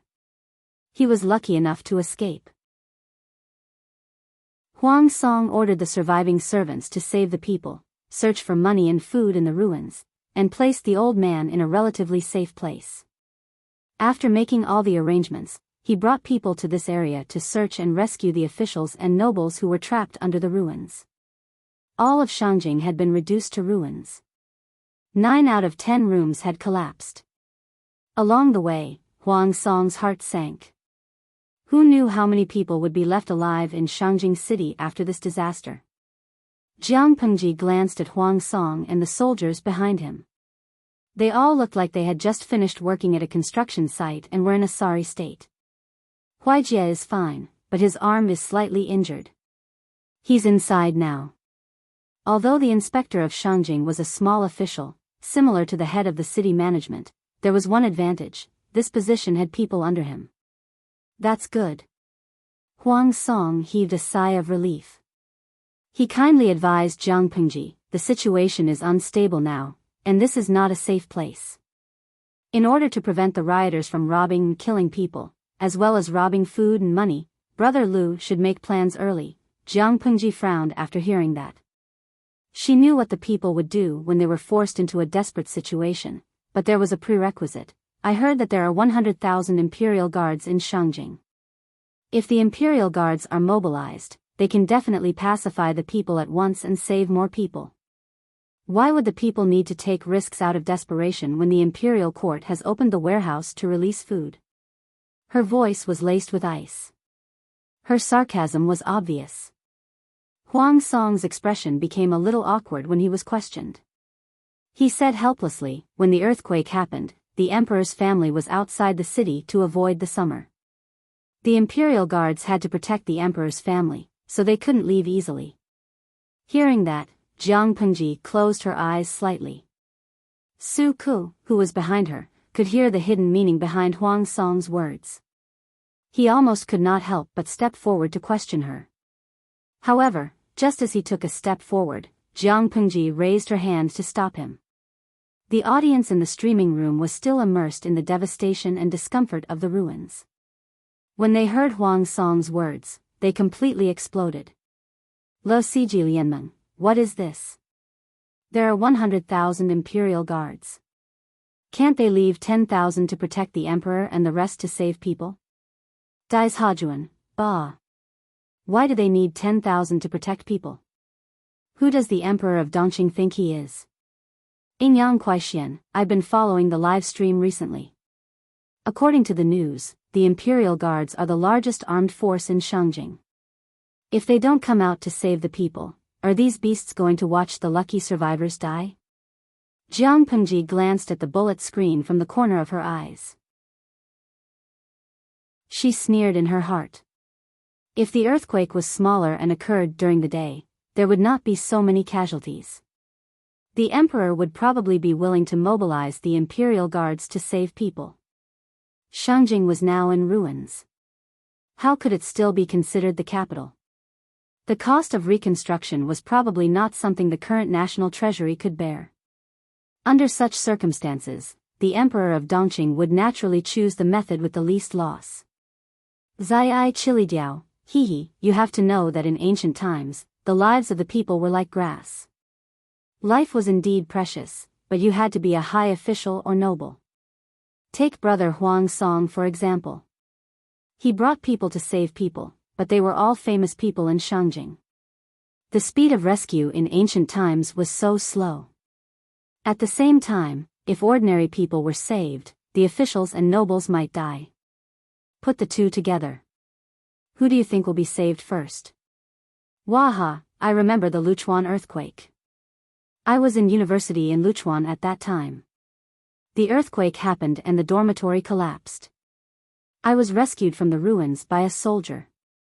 Looking at this streaming room, I just want to know if I was an ordinary person, would I be able to live? Beef soup Bujia Jiang, the person above, don't be funny. If that was the case, your corpse would have been cold long ago. You would probably have finished the reincarnation process. Bala Yetang Shizhan fan, let's not talk about it. It's full of negative energy. I want to smash my keyboard. I'm going to do something positive to calm myself down. I'm going to post on Baidu and see if I can attract some rich people to reward me in the streaming room. The audience in the streaming room chose to believe in Jiang Pengji with the prestige and credibility accumulated over the years of streaming. The rewards of various amounts continued. Huang Song seemed to have some sources of information. He had a good impression of Jiang Pengji, so he could not help but hint. Now that the emperor can't even take care of himself, Brother Lu, take the opportunity to leave quickly. From now on, you can fly freely in the sky and swim freely in the sea. If you're too late and the emperor remembers you and second Brother Feng, I'm afraid you won't be able to leave. After he finished speaking, he resumed his businesslike expression. Jiang Pengji sneered. I, Lu Shi, may not have other things, but I still have a backbone. If I abandon everything and escape now, what difference is there between me and a coward? You don't have to hide it from me, Bogeo. I'm not stupid. I know very well that the emperor saw that 9 out of 10 houses in Shangjing had collapsed. He was too lazy to spend a huge amount of money to rebuild the capital, so he wanted to leave with the nobles and the important ministers and move the capital directly, right? Who would spend a huge amount of manpower and material resources to rebuild Shangjing if they were going to move? If there was no intention to move the capital, even if the emperor was afraid of death, he would still send the imperial guards to save the people, even if it was just to save face. The dignified capital could not only have the emperor, but also the people. Now that the imperial guards were grasping tightly and refusing to rescue them, it meant that they were abandoning the people. Naturally, the intention to move the capital was obvious. Chapter 375. Jiang Pengji snorted coldly. I won't leave, even if the emperor really moves the capital. Huang Song's expression was complicated. The Jiang Pengji in front of him was completely different from the Jiang Pengji he knew. She tore away her usual lazy and cold facade and revealed her most aggressive side, which made people's eyes light up. He admired this Jiang Pengji even more, but her choice also made him regret. Huang Song persuaded her softly, sincerely thinking for Jiang Pengji. I'm afraid it's not up to you to decide whether you want to leave or not. When the emperor is angry, blood will flow. This is not a joke. If you don't leave now, you'll really be under house arrest in the future. The emperor thought of ways and roundabout ways to control the aristocratic families as hostages. Now that the earthquake in Shangjing was unfavorable to the emperor, he would not let go of the hostages in his hands. If the aristocratic families acted rashly, someone might be sacrificed to warn the others. The earthquake happened not long ago. The emperor could not even take care of himself. If Jiang Pengji packed her belongings and fled through the night, she would be safe as long as she entered the boundaries of Chongzhou. Even if the emperor pursued the matter, the magistrate of Chongzhou, Lu Shi, could shield her. The situation in Dongqing was grim. Coupled with the sudden earthquake, the emperor could not act rashly if he wanted to rule for generations to come. However, if Jiang Pengji did not leave now, when the capital moved, she would really become a hostage and lose her freedom. Don't worry, I have a plan. Jiang Pengji looked around. Smoke and dust filled the air, and ruins were everywhere. The air was suffused with an aura that made her uncomfortable. I know what you're worried about. Since I dared to stay, how can I not have something to rely on? If the emperor really wanted to move the capital, she would take all the people who remained in Shangjing with her. Originally, he wanted to slow down his pace and plan in secret, going according to plan. However, her opponent's stupidity and suicidal behavior made her unable to tolerate it. However, she was faced with a very awkward problem. Money and food were secondary. The key was the lack of manpower.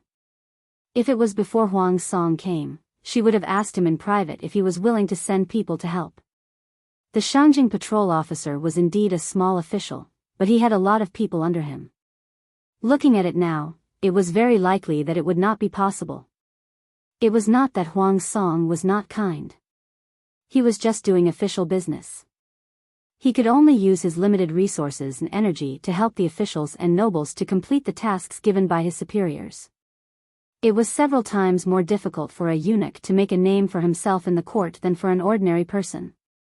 He was benevolent towards the people, but the situation was too harsh. He wanted to help, but he was powerless. If only she had the troops, then she wouldn't have no one she could use. Huang Song saw that Jiang Pengji had made up her mind. He sighed in his heart, knowing that he could not persuade her. Are you here to look for Huayu and Huaijie? They're all inside. Jiang Pengji had already guessed what Huang Song was here for. He secretly told them to leave Shangjing as soon as possible and return to their own home. Then, they would be completely safe. Except, while Huang Song had good intentions, the two Feng brothers were not ordinary people. Each had their own opinions. Huang Song looked embarrassed. Seeing that Jiang Pengji was in a bad mood, he could only bow and thank her. He walked past her to look for the Feng brothers. Seeing that Huang Song had walked far away, Su Ke said, Lang Jun, will go back and make arrangements first. Alright, you ride it for now, Dubai. It's clever. If we meet a mob on the way, it can bring you safely away. Su Ke took the reins from Dubai and mounted the horse with practiced movements. Thank you. The little girl had a proud temper. If it was not to look for Jiang Pengji, it would not have allowed Su Ke to ride on its back. Now that Jiang Pengji had given her permission, Su Ke was not rejected by Dubai. Jiang Pengji waited in the same spot for a while. Not long after, she saw Huang Song coming over expressionlessly. When they passed each other, they nodded and went about their own business. As the patrol officer of Shangjing, Huang Song had an obligation to rescue the trapped officials and nobles and ensure their safety. Jiang Pengji's tent was very sturdy. It could accommodate 3 adults without feeling cramped. Wei Jingxian, who had drunk some nourishing soup, had already fallen asleep in the tent. The newborn Changxing drank colostrum and fell asleep sweetly.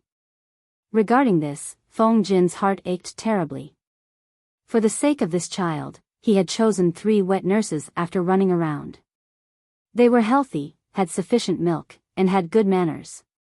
In the earthquake last night, one of the 3 had died. The other 2 had been seriously injured and could not nurse the child at all.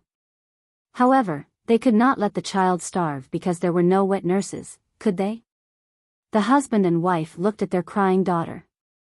Wei Jingxian could only open her mouth and ask if she could nurse the child herself. The child had just been born. When he cried, he twitched. He was as weak as a kitten. She felt sad and uncomfortable when she heard it. Feng Jin's face darkened at that moment. It was not because of Wei Jingxian's suggestion, but because he really felt sorry for his child and wife. Which pregnant woman in a noble family would be reduced to a wet nurse to nurse the child?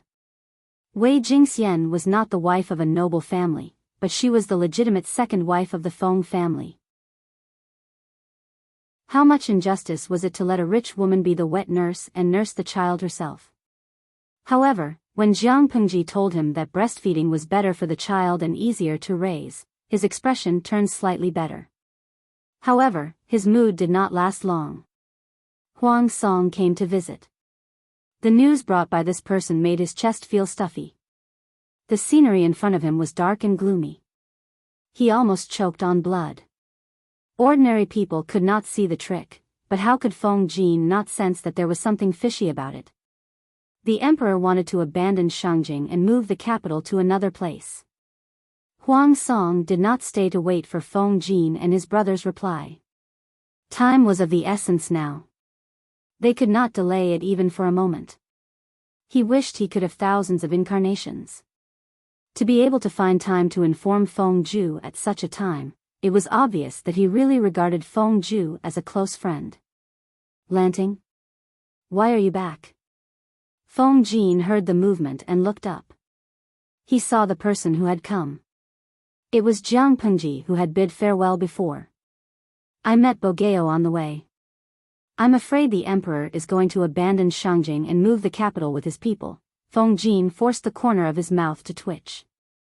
Jiang Pengji's thoughts coincided with his. Now there were two paths in front of him. First, he could do nothing. He could wait for the emperor to send someone to pick him up and continue to be a hostage of the Feng family. However, Feng Jin was not an ordinary person. How could he not see how dangerous this path was? It was not jail, but it was worse than jail. When he arrived at the place where the capital was moved, he was afraid that he would become a real prisoner. Second, he could take the opportunity to pack up his belongings and escape with his wife and child. If Jingxian had not yet given birth and was still pregnant, he could try the second path. However, fate made a fool of him. Now that the child had just been born, he could not endure the fatigue of the long journey, not to mention the unknown dangers on the road. Perhaps he would encounter bandits who had no choice but to become bandits, or perhaps he would encounter a starving mob. No matter which one it was, he could not afford to take the risk. In comparison, the first path was safer. Feng Jin was a true gentleman. For the sake of his wife and daughter, he was willing to sacrifice his temporary freedom to protect his family. Chapter 376. Huayu, she said, interrupting Feng Jin's thoughts. Help me. Feng Jin's heart trembled. What do you need me for? Just tell me. Speaking of which, they were not only best friends. Lanting had saved his and his family's lives. I want to stay in Shangjing. As soon as she opened her mouth, Feng Jin said decisively, No, you should leave as soon as possible. He did not want his wife and daughter to be implicated. He had no choice but to choose a safer plan, but Jiang Pengji was different. It was good enough that she did not provoke bandits and mobs. Her safety was guaranteed. She had a high chance of leaving Shangjing for Chongzhou.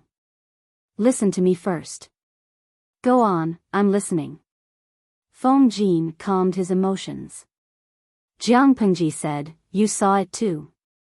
The emperor wants to give up on the people of Shangjing and choose to move the capital. The imperial guards are his lifeline. He won't let them go easily.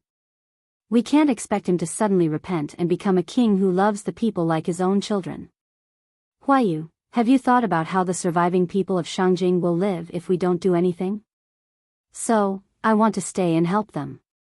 If the Dongqing emperor wanted to move the capital, she would move the surviving people of Shangjing. Feng Jin sighed and poured cold water on her. Lanting, I know you are kind and virtuous, but you can't do it alone. What about the manpower needed to save the people? What about the food that the surviving people needed? What about the medicine needed to treat the wounded? That was only the most basic requirement. What about the dead people's bodies? It was summer and the corpses were rotting quickly. If they were not handled properly, it would lead to the spread of the plague. If the plague appeared, there would be a large number of patients. They did not have a doctor who could treat the plague. Most of the people in the world were fools. They were easily bewitched. Even if Jiang Pengji was dedicated to the people, there would always be people who liked to cause trouble. They could not wait for the food to be distributed, or they criticized her for not doing a good job. They liked to kill and rob. How could they be suppressed? Even if the above problems were solved, how would she settle the people who were saved? Shangjing was in ruins. The people were homeless. Even the emperor was troubled by this mess. She had the guts to take over? Feng Jin did not know what to say to her. Huayu, I can do it, Jiang Pengji said plainly. Feng Jin suppressed the inexplicable uneasiness in his heart. He looked sharply into Jiang Pengji's eyes. His voice was hoarse and his breathing was heavy. You're just a commoner, you can't shoulder such a huge responsibility. If you want to save him, you must take care of everything. Have you thought about how to end this? The Emperor of Dongqing had given up on the people and chosen to move the capital. She, as a commoner, dared to go against him. She must be tired of living. I know how to end this. Jiang Pengji was as still as a mountain. Her expression did not change at all. Shangjing City is uninhabitable now. It will take a lot of energy and manpower to rebuild it. Based on the scale of this earthquake, it was likely that it would not only affect Shangyang County, but perhaps an entire province. There is no time to rebuild a home on top of the ruins. So, I want to move them to Chongzhou. As soon as he finished speaking, Feng Jin's expression changed drastically. He flipped the short table beside him. The short table flipped in the air and landed heavily on the ground with a clang, waking up Wei Jingxian and Changsheng who had just fallen asleep. Changsheng's weak cries were heard, her red and wrinkled little face was steaming, her cries sounded extremely aggrieved. Wei Jingxian lifted the curtain of the tent. She comforted the child while looking at the two of them in fear. Husband, Lanting. Did the two of them quarrel? Your husband is fine. Feng Jin was pulled back to reality. His cold expression turned into guilt. He said in a low voice, "Comfort Changsheng, there were aftershocks from time to time. Even adults were afraid, let alone a newborn child." As the father, he could not control his emotions and flipped the table, scaring the child to this extent. How could he not feel guilty and blame himself? Lanting, let's go somewhere further to talk. Feng Jin's expression returned to normal, but his tone was no longer gentle. It was more strict. Okay. Jiang Pengji stood up and followed him. The audience in the streaming room was frightened by the aura between the two of them. There was a gap in the bullet screen. Yang Kuaixian, how did the young Feng Jin suddenly become so scary? In an instant, he transformed from a gentle and noble son to a ferocious man. It scared the babies in the audience to death.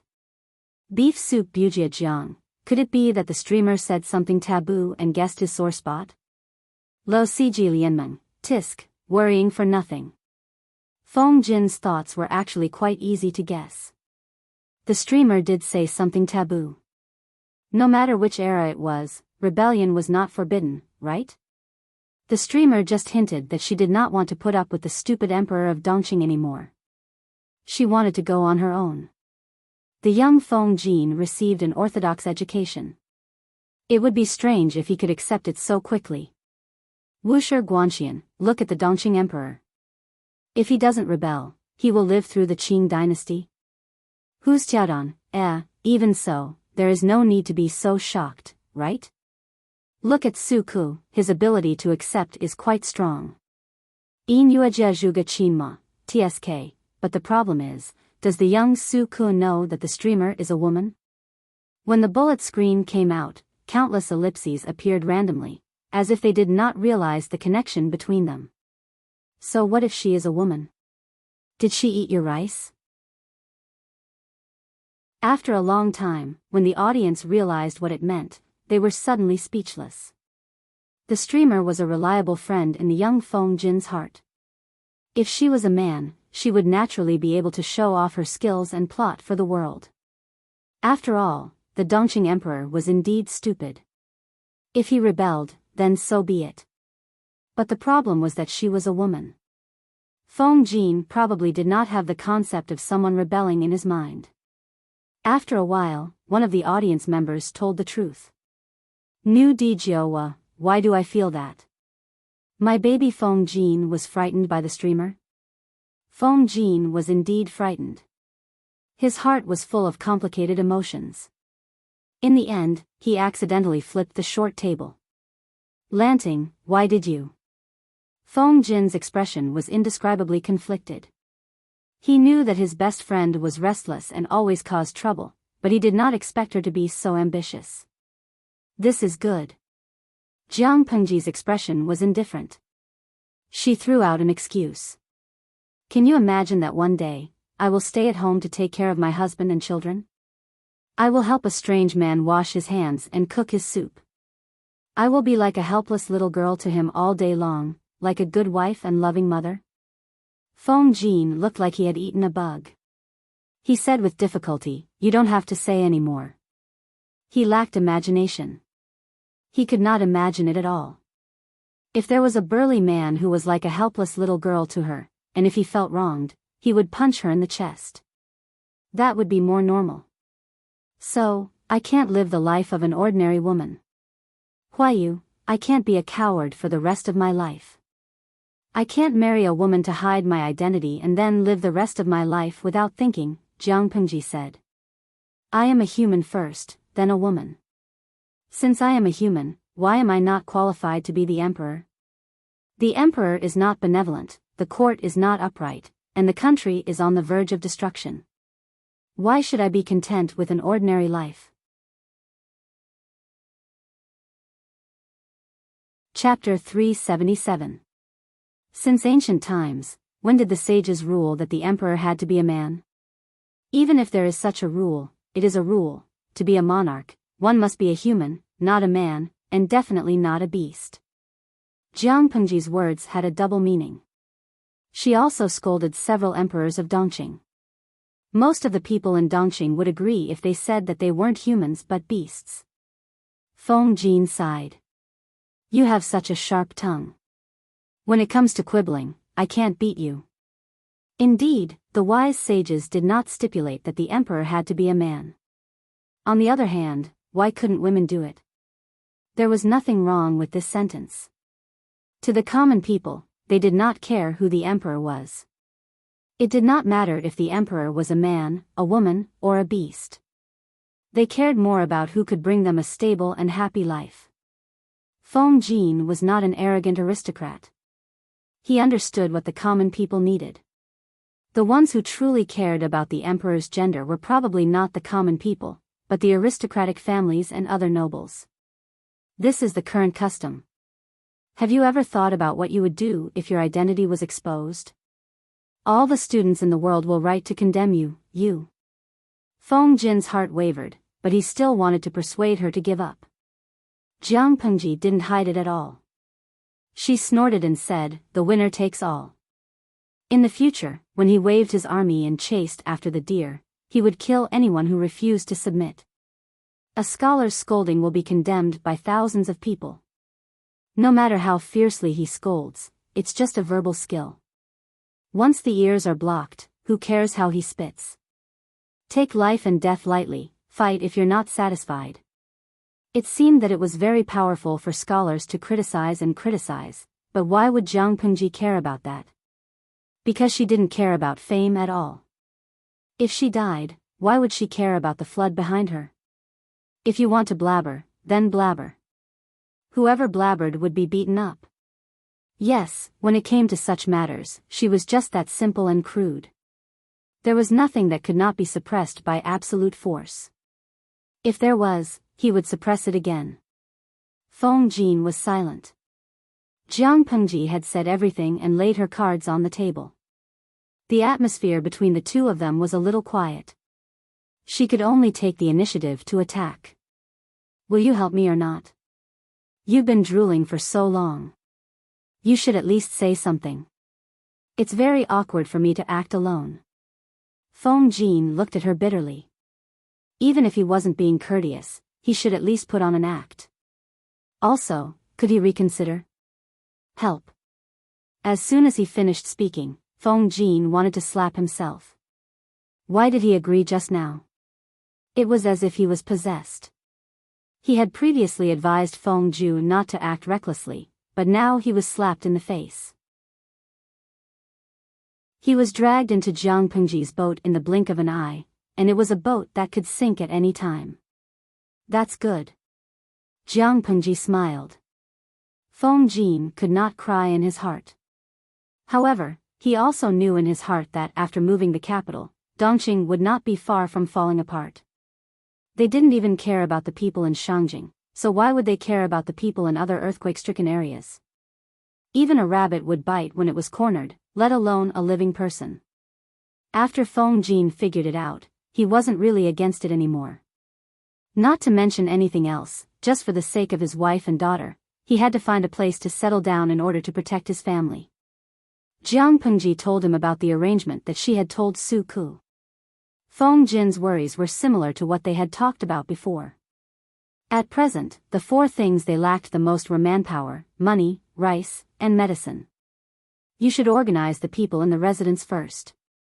I will ask Xiaoyu to transfer the others over.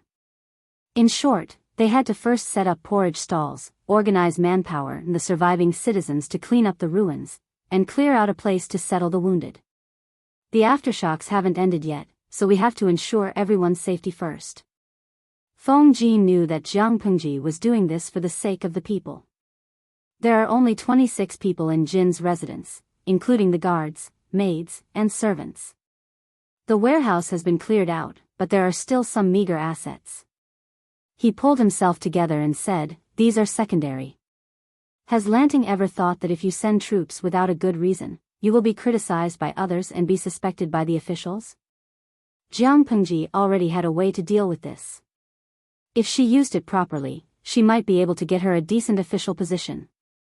I want to write a letter to express my feelings, so that I have a good reason to send troops. Jiang Pengji said, the emperor abandoned the people and moved the capital elsewhere. Who wouldn't feel guilty doing such a shameless thing? How will he enter the imperial mausoleum to meet his ancestors after 100 years? I think if I take the initiative to take on this matter and help the emperor cover up his shame, do you think he will be willing? I think not only will he be willing, but he will also be happy to see it happen. Everyone understood the logic. The key was that no one dared to stand up, but she dared. Feng Jin was silent, and his mouth was dry. He had to admit that the broad-mindedness and even foresight of the person in front of him were rare in the world. If I do well, the emperor will reward me generously and put the credit on my face to fool the people. If I don't do well, he can push all the blame on me and say that I did not do my job well.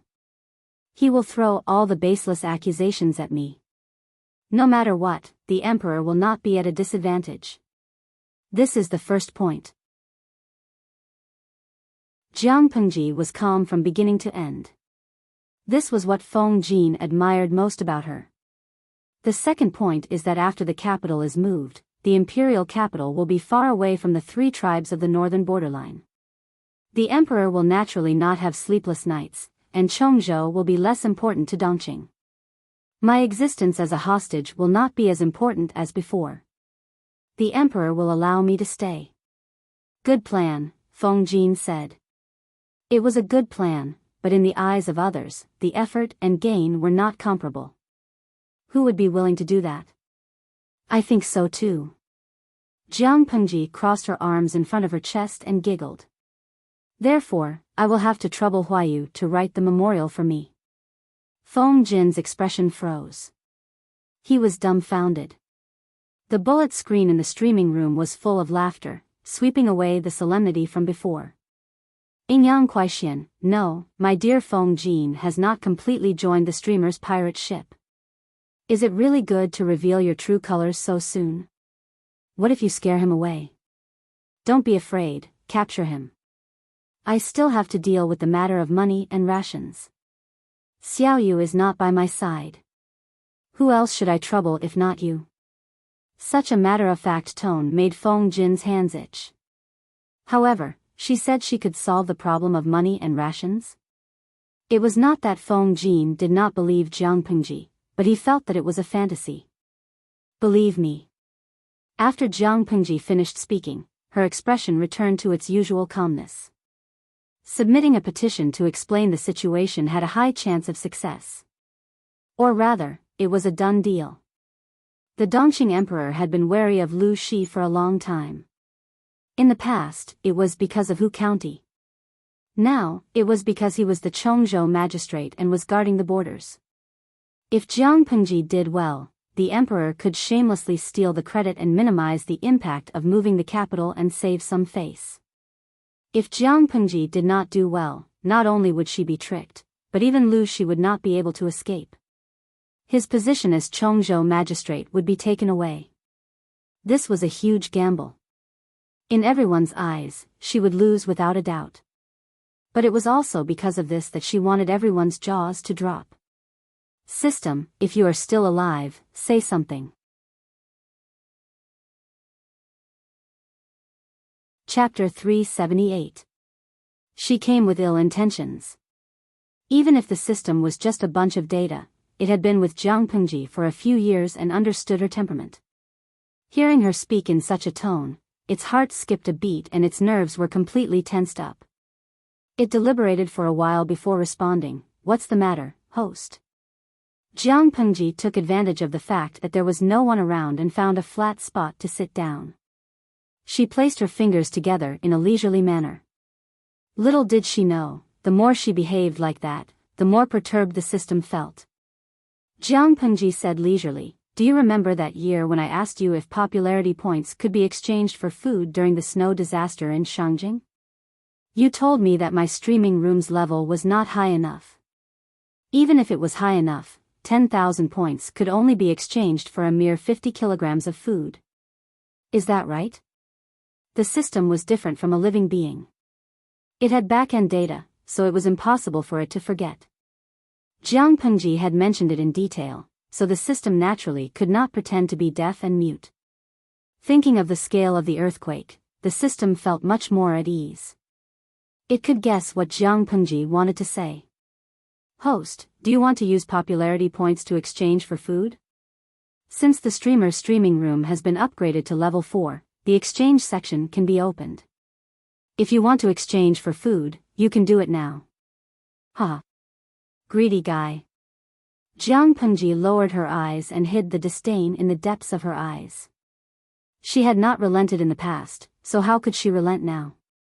Apart from the 23 million popularity points she had accumulated, the remaining 33 million points in her back-end point account were the rewards from the live-stream viewers for the earthquake. This figure was under the premise that the system had already divided half of the points. In other words, since the earthquake, the live-stream viewers had gathered at least 66 million points. Jiang Pengji had tested the viewers before and knew the approximate prices on their side. 1 yuan of rewards was equivalent to 1 popularity point. The exchange rate given by the system was 10,000 points for 100 kilograms of food. What did that mean? It meant that 10,000 yuan could buy 100 kilograms of rice. The price of rice on the live stream side was different. The most common 20 kilograms of hardcover rice was about 50 yuan. Calculating the above ratio, it was obvious how black-hearted the system was. If it was under normal circumstances, Jiang Pengji could pretend to be blind and let the system embezzle her points for profit, considering that the system was still useful. Pigs could only be slaughtered after they were fattened. However, the rewards were used for disaster relief. Jiang Pengji had to keep her promise to the live-stream viewers. Therefore, she could make a deal with the system, but the ratio had to be adjusted. "Don't you think you're looting a burning house with 10,000 points for 50 kilograms of food?" Jiang Pengji's mouth twitched. However, the system said, "A transaction is a matter of mutual consent. How can you say that you're taking advantage of the situation?" Jiang Pengji secretly twitched the corner of her mouth. She hadn't taught the system a lesson for the past few days, so it was getting cocky, wasn't it? She guessed that the system thought that she could only choose to trade with it if she wanted to exchange for food. That was why it was so stubborn. Jiang Pengji clicked her tongue and intertwined her fingers together in boredom, as if she was absent-mindedly in a daze. "Can't the ratio be adjusted?" she asked. The system replied, "No, this is the ratio that has been set since the beginning of production. Neither the host nor the system has the right to change it." Jiang Pengji heaved a long sigh in her heart. Some people always had the appearance of villains intoxicated by success. After suffering a calamity, they still refused to give up until they saw the Yellow River. It was really annoying. she did not continue to negotiate with the system. Her right index finger swiped through the air and pulled out her own attributes. The attributes panel became longer and longer, and the classification of various data became more detailed. Her gaze skipped over the meaningless content and directly locked onto basic strength, 51 points, strength fusion plus 67 points. When she left Shangjing with Master Yuanjing, she had fused her strength points once, and the system had also upgraded once. After that, she stayed in Langi for half a year and did many trivial tasks and boring live broadcasts. She fused her strength points again, and the system also, coincidentally, upgraded. After about half an hour, the system took the initiative to ask, "Host, do you want to exchange for food? Do you think I should exchange for food?" She asked with a smile, but there was not a trace of emotion in her eyes. There was still 1,000-year-old ice condensed in her eyes. The system hesitated for a while and replied, "According to the back-end calculation data of the system, it is recommended to exchange for food." The earthquake this time had a magnitude of 7.8, and there have been 5 aftershocks. In Shangjing alone, the death toll is more than 30,000. Don't underestimate 30,000. There were about 120,000 ordinary people in Shangjing. Including the 100,000 Imperial Guards stationed there were about 220,000 people. Most of the Imperial Guards lived in military camps, so there were not many casualties after the earthquake. In other words, without counting the number of Imperial Guards, the death rate of the ordinary people in Shangjing had reached a quarter. This was only the confirmed dead. The number of people buried under the ruins who were still breathing was even greater.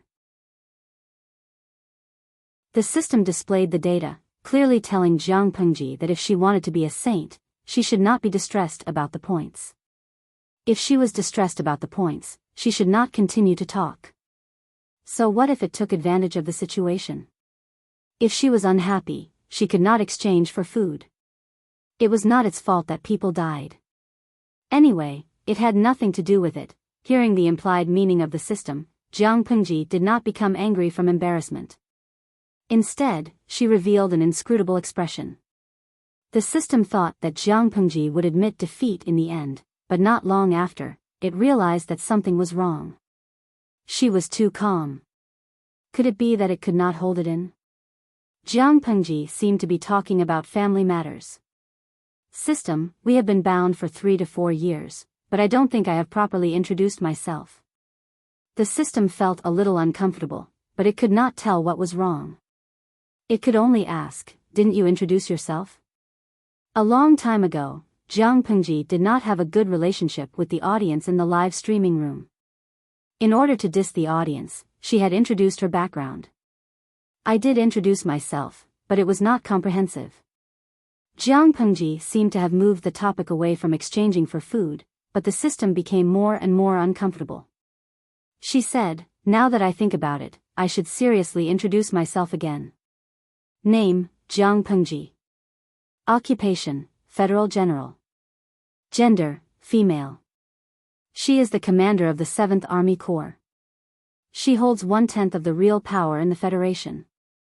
I know all this." The system looked patient, but in fact, it was already impatient. A hero does not boast about his past achievements. "No, I haven't finished," Jiang Pengji said. "There is a rigid requirement for the commander of the army." The system said casually, "What the hell is the requirement?" "The development of the mental brain must reach at least the SSS level," Jiang Pengji replied calmly. However, to the system, this answer was tantamount to a sudden clap of thunder. It was as if a bomb had blown up its brain. The system did not respond. Jiang Pengji said again, "Scientists use scientific standards to classify the mental brain. From the lowest F to the highest SSS, there are a total of 21 levels. Every time one advances a level, the mental brain will be qualitatively improved. The higher the level, it does not mean that the IQ is higher, nor does it mean that the development of the brain is higher. It only means that the mental energy is higher." "Why are you running?" Before she finished speaking, a small source of energy seemed to be peeling from her brain. A pure mental strength firmly imprisoned it.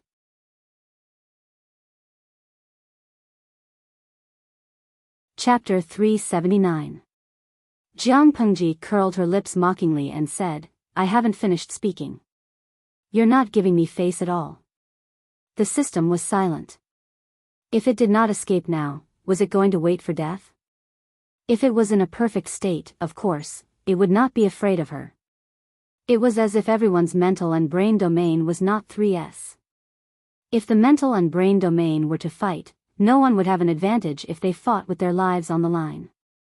However, the current itself could not be Jiang Pengji's opponent at all. Tisk, why do you think this is necessary? Jiang Pengji said in disdain.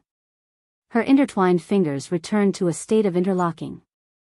She still had a shrewd and confident look. I've already retreated again and again. I can't stand you courting death again and again. This time, you've really stepped on my bottom line. The system was silent. It tried to break through the mental confinement, but Jiang Pengji did not give it a chance to do so. After trying several times, not only did it not cause any damage to the mental confinement, but it also consumed a lot of energy. The system was too lazy to try anymore. It questioned Jiang Pengji coldly, from the beginning to the end, did you do it on purpose? Have you been fooling me for the past few years? You're too stupid and your IQ is too low, yet you want to blame society? Jiang Pengji rolled her eyelids impatiently and rewarded it with a roll of her eyes. If this time you had a discussion with me about the exchange rate and stepped on my bottom line, I wouldn't have shed all pretense of cordiality. The system was like a sheep. Every once in a while, it would keep on shedding some wool.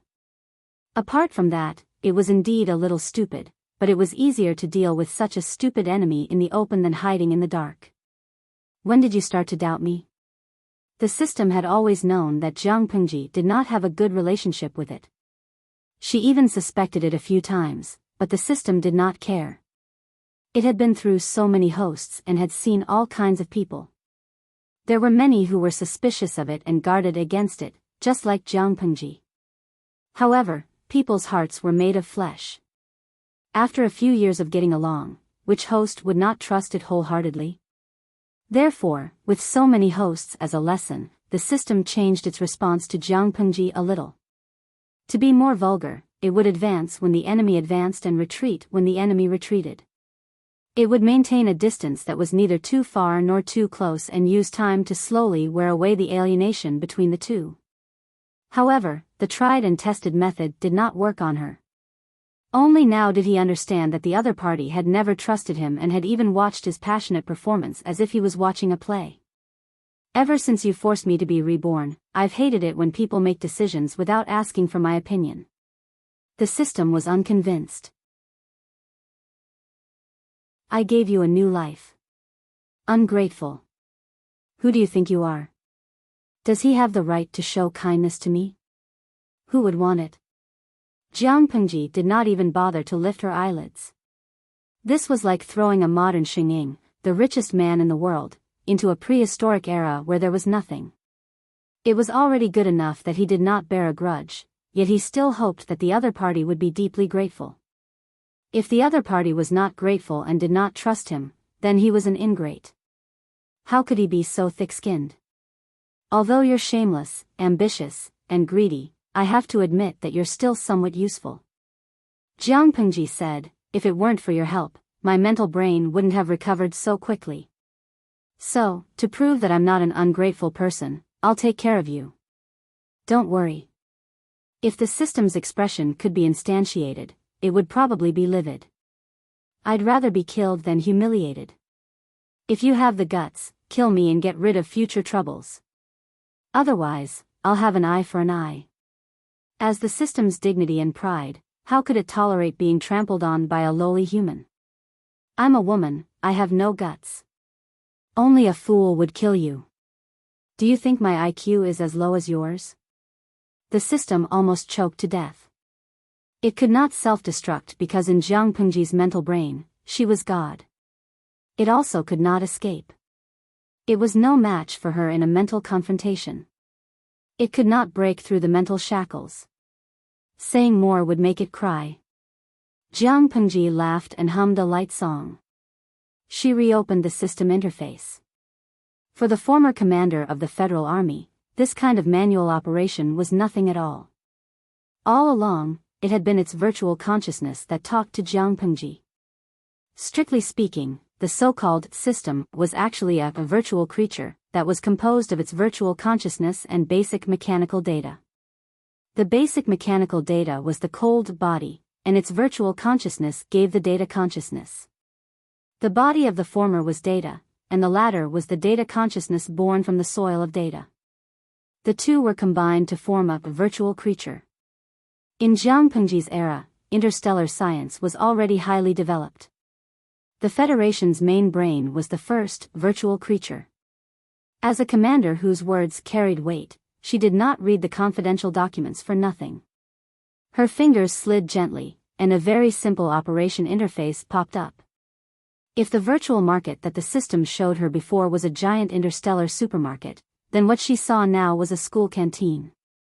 Not only had the items changed, but the prices and exchange data had also changed. The interface data that the system showed her were all photoshopped. There were tens of thousands of pages of rice categories, but in reality, there was only one page. The price of rice was also very low. Even if the cross-dimensional transportation fee was included, the price was still cheaper than the hardcover rice in the streaming room. TSK,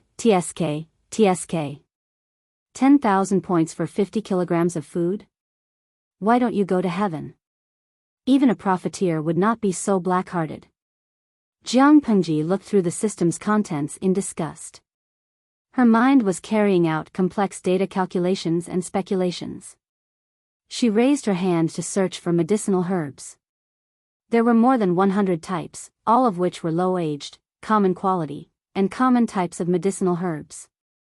As for the 1,000-year-old and 100-year-old ginseng, glossy ganoderma, iceberg snow lotus, there was no trace of them at all. She then searched for the zither, chess, calligraphy, and painting skill books that the system had enthusiastically recommended. The price had been reduced by 10 times. After clicking on each book, there was an additional large section of instruction manual on the introduction page. Jiang Pengji's stomach churned when she read it, and she almost vomited from disgust. Zither skills, advanced level, price, 100,000 points of popularity. Description: this skill has been refined by the 3rd generation host XXX, the 5th generation host YYY, the 6th generation host ZZZ. It has already reached the advanced level. After buying the skill book, one can obtain the soul fragments of several predecessors after learning it. One can learn it quickly. The first part was all nonsense, and the last part was the most horrifying. System, you were so good to your previous hosts. You exploited them when they were alive, made them work for free, and finally took back their souls to recycle and make use of them to create the so-called accelerated skill book. You really made the best use of everything. Jiang Pengji had just crossed over and it was difficult for her to write with a brush, so the system recommended this skill book to her. At that time, she did not trust the system. She did not care for such accelerated things, so she rejected it. Now that she looked back, her rejection was brilliant. The so-called accelerated skill book was nothing more than forcefully absorbing the soul fragments of an unknown number of people to achieve the accelerated effect. These soul fragments were all the soul fragments of the previous hosts of the system, and they were controlled by the system.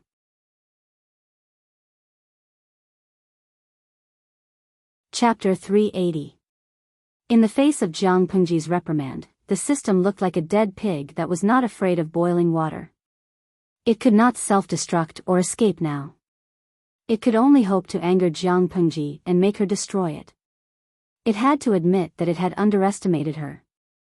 It had taken Jiang Pengji lightly because she was a lowly ant. If Jiang Pengji saw through its thoughts and said faintly, "This mental brain domain is your cage.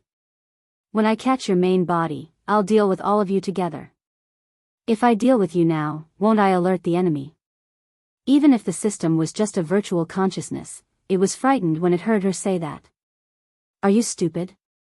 Since my mental brain domain is at level 3S, Do you think I can't see that your mental brain domain is abnormal? The system was speechless when it heard that. It was suddenly speechless. It had indeed sliced itself into two.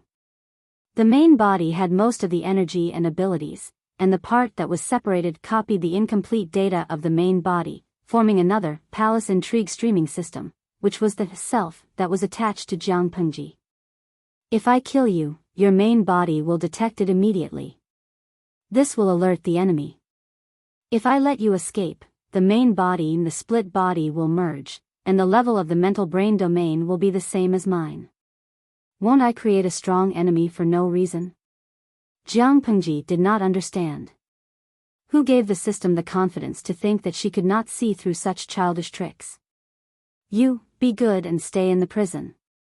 I will feed you energy regularly. I guarantee that you won't starve to death or be full. After saying that, she cut off the channel of consciousness transmission from the system to the outside and isolated its noise. In an instant, she felt that the whole world was different. Her ears were completely quiet.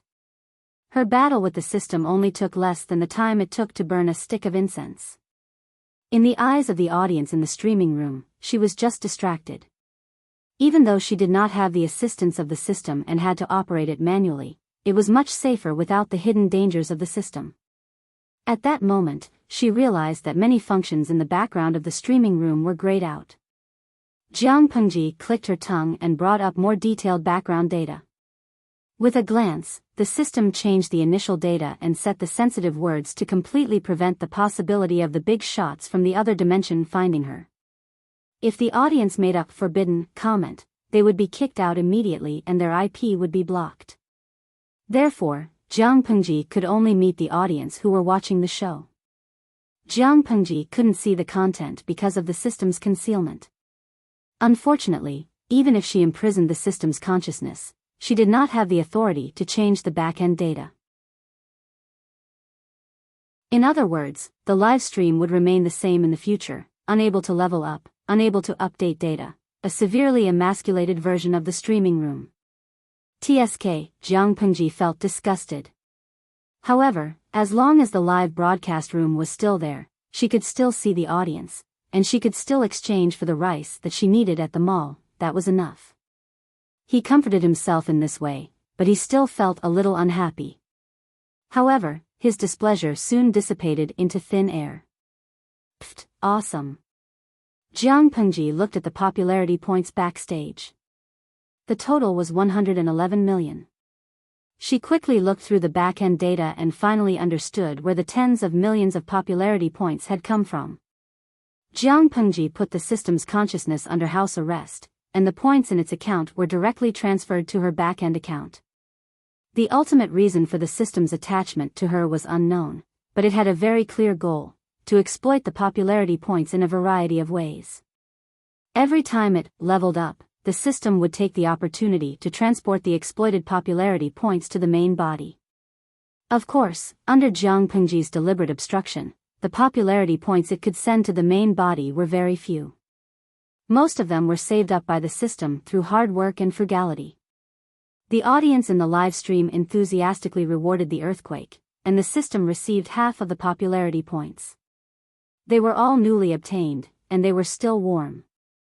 The system did not have time to be secretly happy. It courted death and stepped on Jiang Pengji's bottom line. Both parties shed all pretenses of cordiality, and it was unfortunately placed under house arrest. In the end, the popularity points that the system had accumulated during this period all went into Jiang Pengji's pocket. At that moment, Ingyang Kuaixian, streamer, are you feeling unwell? Lo Siji Lianmeng, do you think the streamer is possessed? She was motionless from the beginning, and then she suddenly gestured at the air. Now she's smiling happily for no reason. Of course, maybe the wound on her back affected her brain. Jiang Pengji came back to her senses, and her expression became much gentler. She replied to the audience who were waiting anxiously. Host V, ahem, I'm sorry for making everyone wait. I just negotiated with the person in charge of the live stream. Because it's related to confidential issues, it's inconvenient to reveal too much.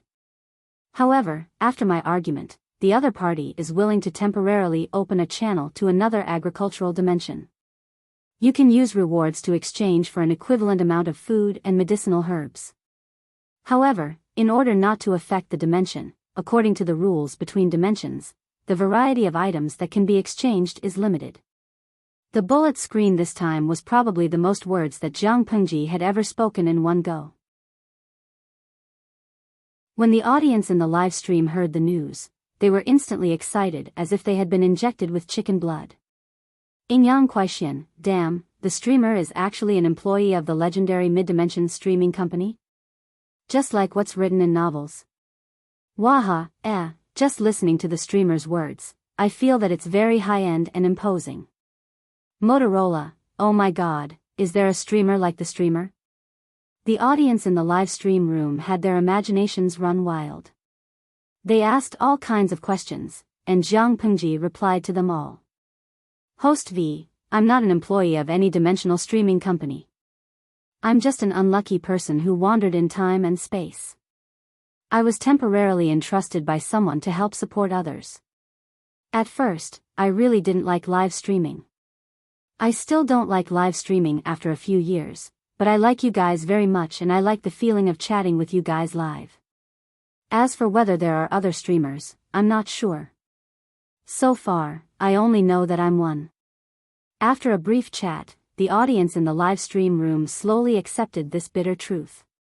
Yuejia Zhuge Qinma, streamer, the earthquake this time requires so many disaster relief materials and takes up a lot of space. How are you going to explain to outsiders where they came from?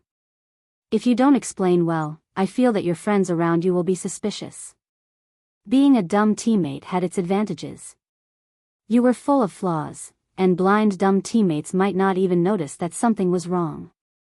It was different to have a godly teammate. People who were too smart were not easy to deal with. Once they became suspicious, it would not be easy to dispel their suspicions. Jiang Pengji had naturally considered this problem. Host V, don't worry, sit and watch my performance. If I can't fool them, consider it my loss. Seeing this comment, for some reason, many viewers suddenly began to feel sorry for Su Ku and Feng Jin. She got up and flicked the dust off her hem.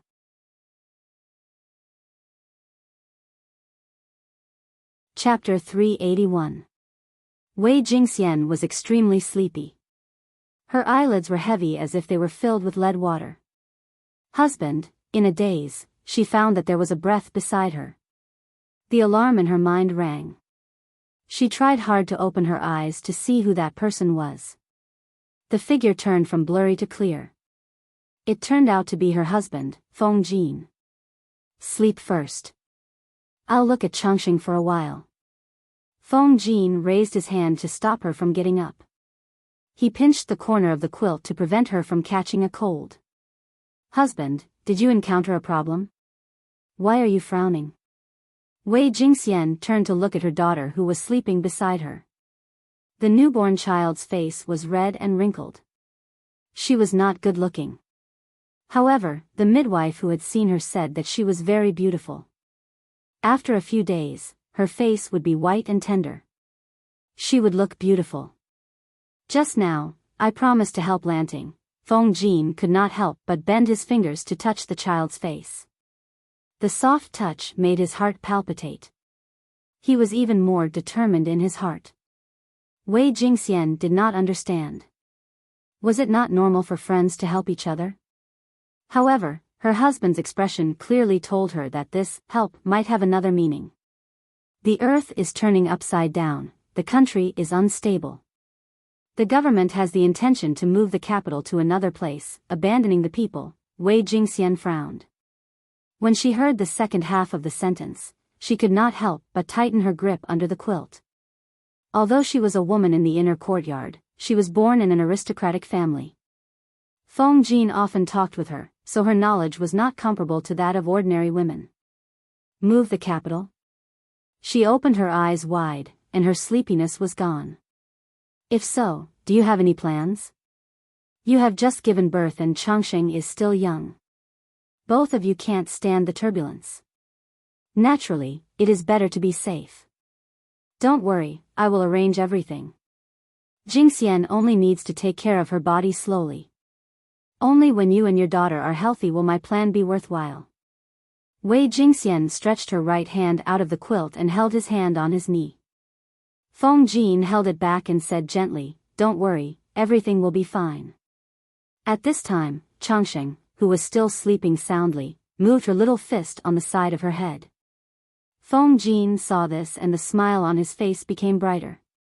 "Yes, father forgot to count you in." He poked the little guy's clenched fist with his finger. The little guy frowned in disdain. "Don't disturb her. If she wakes up and cries, you'll have to serve her." Wei Jingxian glared at him angrily. Even the corners of her eyes carried a mature charm. Feng Jin felt a little more relaxed. Even the booklet in his sleeve did not burn his hand. He knew that once this memorial reached the heavens, he, Feng Huayu, would be tied to Lu Shi for the rest of his life. The young lady of the Feng clan has always been strong-willed. As he spoke, he couldn't help but poke his daughter's clenched fist. "Miss," sigh, looking at her daughter's sleeping face, Wei Jingxian suddenly understood what her mother had said before she got married. To raise a son for 100 years is to worry for 99. This world was becoming harsher and harsher for women. It was hard to survive. Who knew what would happen in another 10 years? What is Jingxian thinking about? Wei Jingxian recalled, "I'm thinking about what happened before I got married. Why don't you tell me?" "It's not very interesting." Wei Jingxian said, "When I was young, I could ride a horse on the street. But when I grew older, I had to stay in the boudoir. I had to practice calligraphy every day and had less time to play outside. A while ago, I received a letter from a friend in the boudoir. I heard her complain. I couldn't help but worry. Would Changsheng not be able to leave the house in another 10 years? She would even be criticized when she goes out." Feng Jin's attention was attracted by her words. He temporarily put aside the matter of the booklet. "What do you mean?" Wei Jingxian said, "The Empress of Zhongzhou is brilliant in literature and has a great ambition to enlighten all the women in the world. These years of painstaking study, she has written 4 books in succession, namely, Women's Commandments, Women's Internal Instructions, Women's Analects, and Women's Exemplary Records. These 4 books are highly regarded by the Confucian scholars of Zhongzhou and a large number of students. They are also known as the 4 self-accomplishment classics for women. They are popular in Zhongzhou and sought after by the noble ladies of the gentry. Now, even the noble ladies of Hejin County have a copy. These books were obviously read by women. Feng Jin naturally wouldn't touch them. He said suspiciously, "They are written by the virtuous Empress and are highly regarded by the Confucian scholars. I think they are good reading materials." Why is Jingxian a little unhappy? It was hard to say about other things, but that Women's Analects dared to use the 2 words Analects in it. It should be very solid. In the future, I will buy a few books for Changsheng to read as enlightenment reading materials. Feng Jin thought to himself. Then, he realized that Jingxian was looking at him strangely. "Have you read these 4 books?" Wei Jingxian looked at her daughter and then at her husband. This was not a joke. "I've never heard of them." Why would he read women's boudoir books? He wasn't a pervert. "Then it's better for you to take some time to read them." Wei Jingxian thought of Sheng Wanwan's tearful complaints to her and her heart ached. She was the favored daughter of the Shengguan family, but now she was being treated like this. She couldn't help but sigh. Feng Jin's heart tightened. He had a vague sense of foreboding, but he still remembered what she said. The couple talked for a while in the tent until Wei Jingxian was exhausted and fell asleep. Only then did he lift the curtain of the tent and leave. He carefully closed the curtains to prevent the cold wind from blowing in. Feng Ju shouted, "Second brother. Do you have an idea about what happened previously?" Feng Jin's eyes flashed and he said, "I've made up my mind." "What about you?" Although Feng Ju was a 16-year-old boy, he was only a high school student in the era of the live streaming room. But in this era, he was already a man who could bear the rise and fall of a family. As his elder brother, Feng Jin had no right to interfere with his choice and ambition. The two brothers might not be on the same path anymore. I'm all alone now. I have no family to tie me down, so I want to go out and fight and see the world. After saying that, Feng Ju looked away unnaturally, not daring to meet his elder brother's eyes. Feng Jin said, "You want to look for Huang Song?" This was not a question, but a statement. Yes. Feng Ju nodded. A gentleman hides his weapon and waits for the right time. That's all I have to say. Feng Jin was worried about Huang Song, but his younger brother was stubborn and he could not control him. Then, what about you? Feng Ju secretly heaved a sigh of relief and turned to Feng Jin. Your sister-in-law and niece should not be tired from the long journey. They will stay in Shangjing for the time being and observe the situation, Feng Jin said in a low voice. Lanting has the ambition to save the world and the people. He can't bear to see the people destitute and homeless. He plans to petition for the welfare of the people who died in the earthquake. After hearing this, Feng Ju did not come back to his senses for a long time. Did his elder brother mean that he planned to stay and help Lu Shi? Didn't his elder brother say that Lu Shi did not have that ambition? He wanted to ask more, but when he saw his elder brother's pale and tired face, Feng Ju swallowed the words on the tip of his tongue. As they were talking, the main character, Jiang Pengji, arrived. Have you finished writing the memorial? Yes. Take a look at what's wrong. Feng Jin took out the memorial from his sleeve and handed it to her. Jiang Pengji took it and looked at it carefully. She said, Huayu, I naturally trust your literary talent. When she finished reading, she raised her head and looked at Feng Jin. He was also staring at her silently.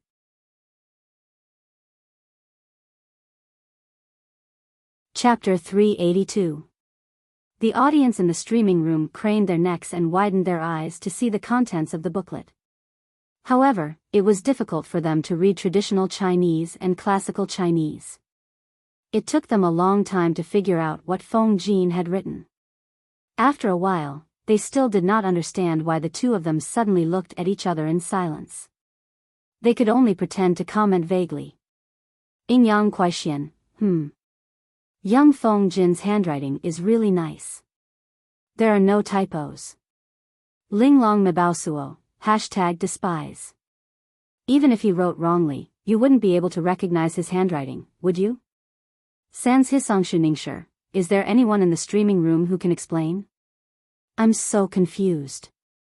I don't understand at all. It turns out that there are all kinds of birds in a big forest, and there are many great people who can dive. Wikai Guofengxiu, Feng Jin's booklet is not difficult to understand. The streamer asked Feng Jin to write a booklet for her to petition and take on the task of disaster relief. The content of Feng Jin's booklet was roughly the same, but the details were different. He added extortion and blackmail. Extortion and blackmail? Everyone looked at the 4 words and was suddenly stunned. Gui Kai Guofengxiu, #picknose. Learn well. Children who cry get milk. He described the tragic scene after the earthquake and wrote about the people's misery to gain sympathy. Then he tearfully expressed his loyalty, hoping to use his meager power to help the people and show the emperor's benevolence. In the end, he complained about being poor, saying that he was born in a gentry family and had the ambition to serve the country, but he did not have an official title and felt that his status was not enough. TSK, one had to say that there were enough emotional scenes and the flattery was just right. Young Feng Jin was not as old-fashioned and pedantic as he had imagined. Tudu Feichio, I wanted to criticize the idea above, but since you analyzed it so well, I'll bear with it. Gui Kai Guofengxiu, thanks to my university major, I have no difficulty reading traditional Chinese and classical Chinese. Lo Siji Lianmeng, birds of a feather flock together. Those who could fool around with the streamer would naturally have similar personalities. Jiang Pengji originally only wanted to petition and have a good reason to do so. Feng Jin's writing was very likely to help her fight for an official position. Now the people are in a panic and everyone is in danger. If the emperor knew about your sincerity, he would naturally feel that it is rare to have a good official. Humans were most afraid of comparison. After comparison, the better, the worse the worse. If she had a little luck, the emperor would be overjoyed and would definitely give her an official title.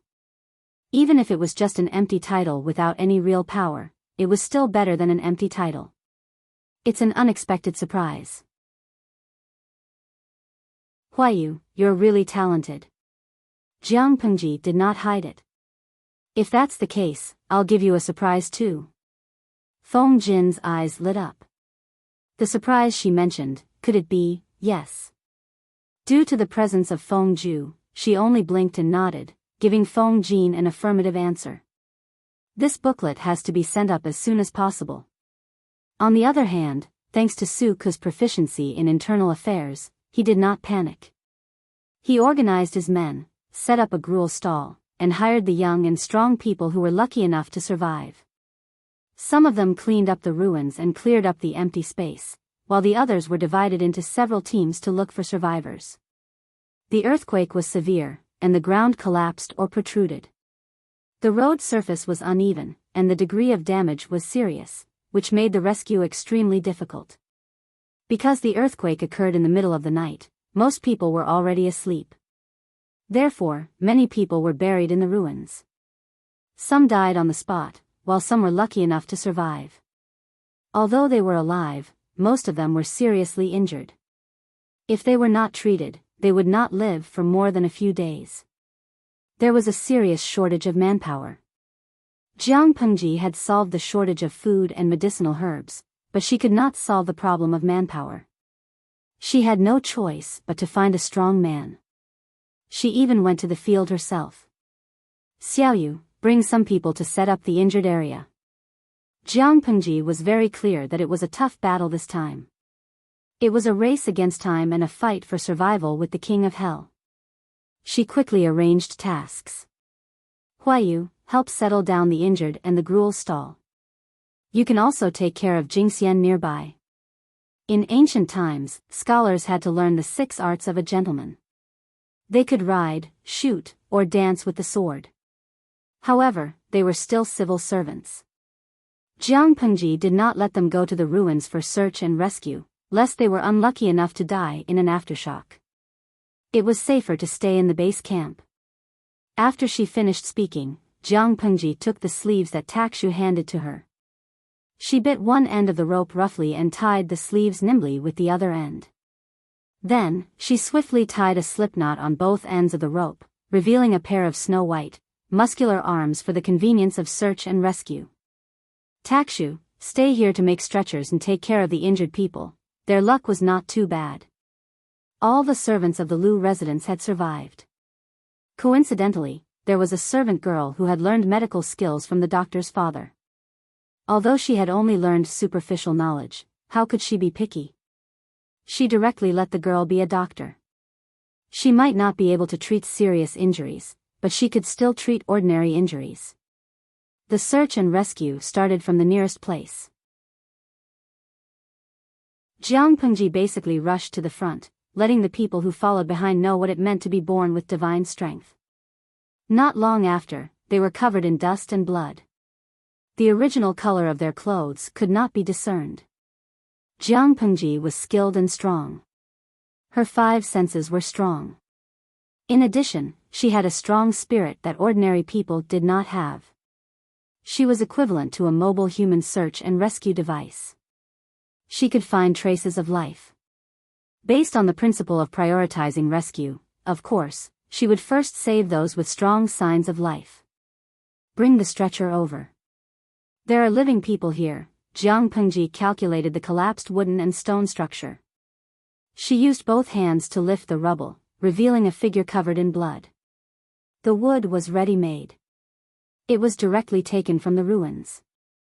Jiang Pengji asked people to gather all the furs and cloth that could be found. She asked the weaker servant girls to make a simple stretcher together. It did not matter if it looked good or not. It was convenient to put the injured on the stretcher. Immediately, someone came up from behind and worked together to carry the person out and put him on the stretcher. Jiang Pengji roughly explained to them the points to pay attention to when carrying the person, so as not to accidentally aggravate the injury. Seeing Jiang Pengji save one person after another who was still alive, everyone thought that there were many survivors. In fact, only Jiang Pengji frowned deeply. Her heart sank to the bottom. Too many people had died, there was no time to lament about this. Jiang Pengji could only purse her lips and bear the scorching sun above her head. Soon, bloody blisters appeared on her hands. The bloody blisters burst, mixed with sand and wooden thorns. Her palms looked very scary. The streaming room was quiet. The atmosphere was heavy. No one dared to speak. From a seismological point of view, 72 hours after an earthquake was the golden time for search and rescue. Jiang Pengji had already wasted a lot of time before. Now she had to seize every minute and second. After 6 hours, it was already noon. The scorching sun was the hottest time. There were 230 people rescued alive. Among them, 190 were rescued by the team led by Jiang Pengji. There were only a few living people carried out by the other teams. Most of them were cold and stiff corpses. The area that was tidied up was filled with the strong smell of blood.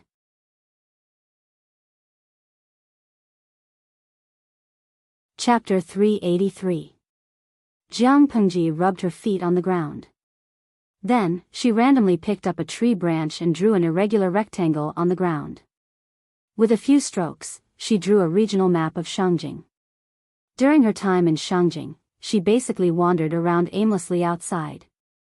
She knew the regional plan very well. It would not work if they kept squeezing into one area for the search and rescue. It would only waste time. Most of the areas outside could not be taken care of. Including the available personnel from the 2 residences and the young men hired, the entire search and rescue team had 71 people. She already had a plan in her mind on how to maximize the efficiency of these people. There are still too few people. Thong Jin's face was pale. There were only a few dozen people. They could not even cover the eastern part of the city. We'll do our best and leave the rest to fate. If the appointment from the government came this morning, it might be easier to give some people symbolically. Su Ku was also panting from exhaustion. But when he saw that Jiang Pengji's lips were dry and pale, her sweat had soaked her clothes several times, and there was not a single part of her hands that was unharmed, he did not dare to make a sound no matter how tired he was. He swallowed his words back into his stomach. It will be night in another 6 to 8 hours. This is the tricky part, Jiang Pengji's voice was hoarse. She spoke of the difficult problem that the 2 beside her could not bear to speak of. The lighting facilities in ancient times were too backward. The rich could use candles to make fire, the slightly poorer used oil lamps, and the poor would wash up and sleep at night. It was conceivable that after an earthquake, there would be a huge impact on the search and rescue if there were no lighting facilities at night. It could be said that apart from Jiang Pengji, the others were basically useless. The only thing to be thankful for was that it was summer and the sky would turn dark later. Thong Jin said, "We have to save them even if we have to hold candles. Human life is as important as the sky. How can mere candles compare to it? Rich families needed candles a lot. Therefore, the candles found in the storerooms of the 2 residences could barely make up a box. It was estimated that it could last for 1 night. However, how could the light of candles compare to the blazing sun? It would definitely bring great inconvenience to the rescue." Jiang Pengji raised her hand to rub between her eyebrows. She did not know how many bloody blisters had formed on her palm and how many had burst. Others felt that her hand was in pain just by looking at it. She was indifferent, as if she could not feel the pain. "Let's call it a day. Arrange for people to take turns to rest. We still have work to do at night."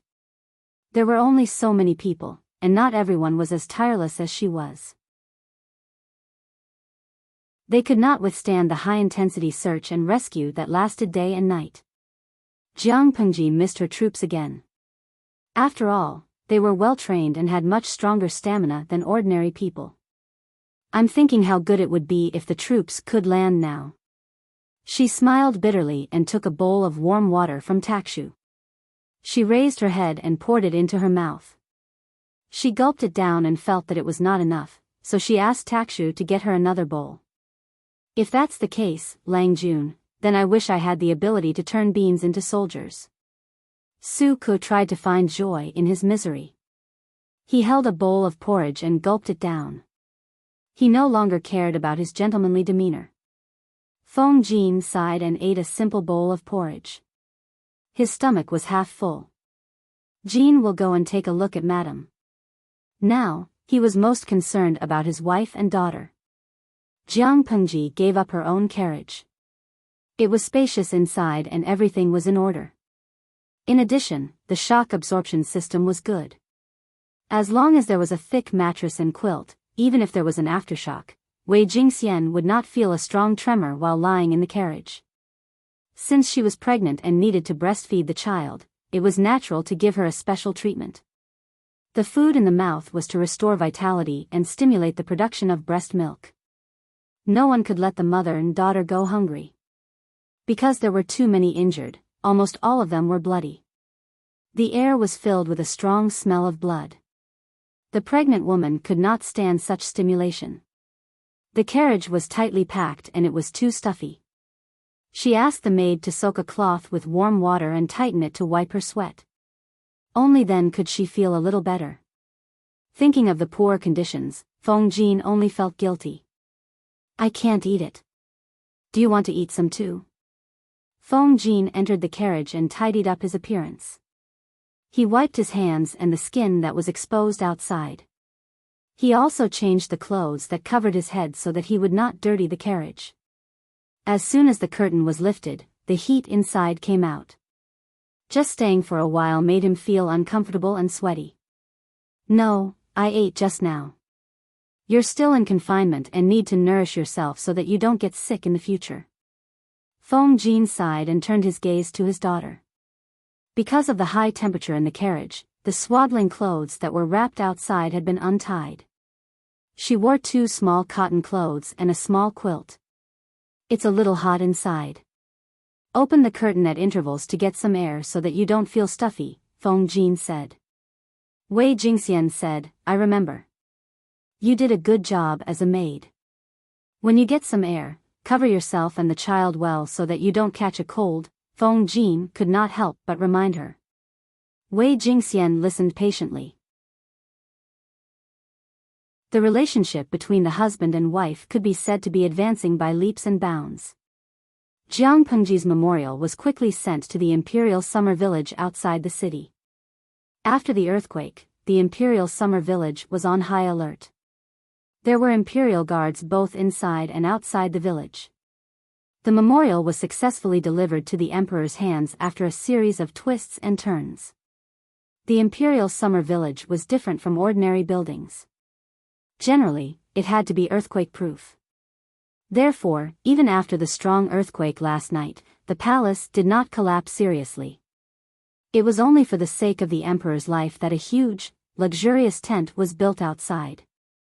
Although it was a tent, it was actually not much different from the imperial summer village. Inside, there was still the emperor's office, the study room for meeting the ministers, a place for bathing, washing, and toilet. There was also a huge dragon bed for the concubines. The interior was extremely luxurious. One could not tell that it was a temporary tent from the inside. One would think that it was a luxuriously decorated palace room. The people of ancient times could not explain the cause of the earthquake, so they used their imagination to forcibly explain it. One of the most widespread explanations was the earth dragon turning over. Therefore, every earthquake could be interpreted as a warning and dissatisfaction from the heavens towards the emperor. This was also what the emperor hated the most. Since the earthquake last night, the emperor had been in a bad mood. When he could not hold back his anger, he even drew his sword and killed a few court officials who tried to sway the hearts of the people. On the chaise lounge behind the screen, there was a peerlessly beautiful woman. She opened her eyes slightly and got off the couch barefooted. Her feet stepped on the delicate and soft animal skin carpet. She only had a transparent white robe embroidered with 100 birds paying homage to the phoenix draped loosely over her body. Other than that, there was not a single piece of clothing to cover her body. Her long hair was loose and hung on both sides of her chest, faintly covering 2 dark red spots. Her snow-white skin was covered with ambiguous bruises. Some were deep, some were light, and the traces of old and new were obvious. It did not look like it had been done in a short period of time. It looked like it had been done continuously for a few days. Her steps were light and graceful. Her 2 straight long legs made one's heart sway. One could not help but linger on her chest and triangular area. The woman pulled up her sleeves. Her face was enchanting. Her body was curvy and her full red lips were curled into a seductive arc. She was like a beautiful peony in full bloom.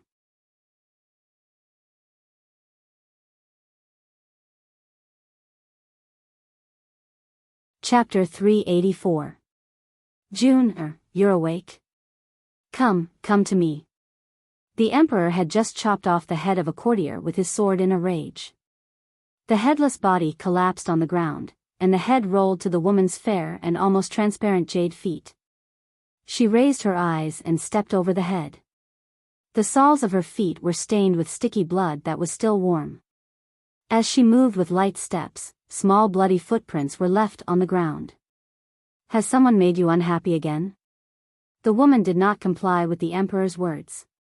Instead, she had an enchanting smile on her face. Her full red lips made one's throat feel hot. Her delicate body was lying on the chaise lounge not far from the dragon table. Her large sleeves were loosely pulled back to her elbows, revealing her flawless shoulders that were as white jade. She swung her feet. Her jade-like feet couldn't even be held by a single hand.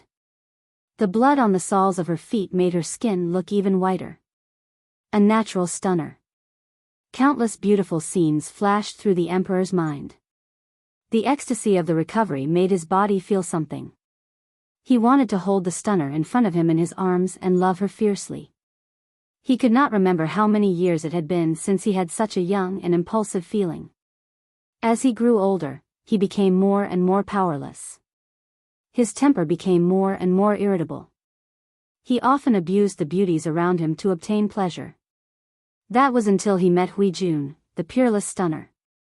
Huiyun, he could feel the heart-wrenching pain and humiliation as well as the strong love that could not be erased. The love and hate intertwined and made him lose his mind. The emperor did not ask who she was. He directly used force to have sex with her in the cool garden of the imperial summer manor. Similar faces, similar names, but completely different feelings. If Huiyun was said to be a delicate and pure white lotus that was untainted by mud, then Huijun was a flower of hell that was born from raging flames. She was extremely coquettish and gorgeous, and she was like a seductive demoness that would immediately cause one to become addicted to her and find it difficult to quit. Both of them had enchanting bodies, but Huiyun was naturally shy. She always made him feel uncomfortable during sex. Sometimes, he had to take care of her body and had no choice but to endure it. However, this woman called Huijun was different.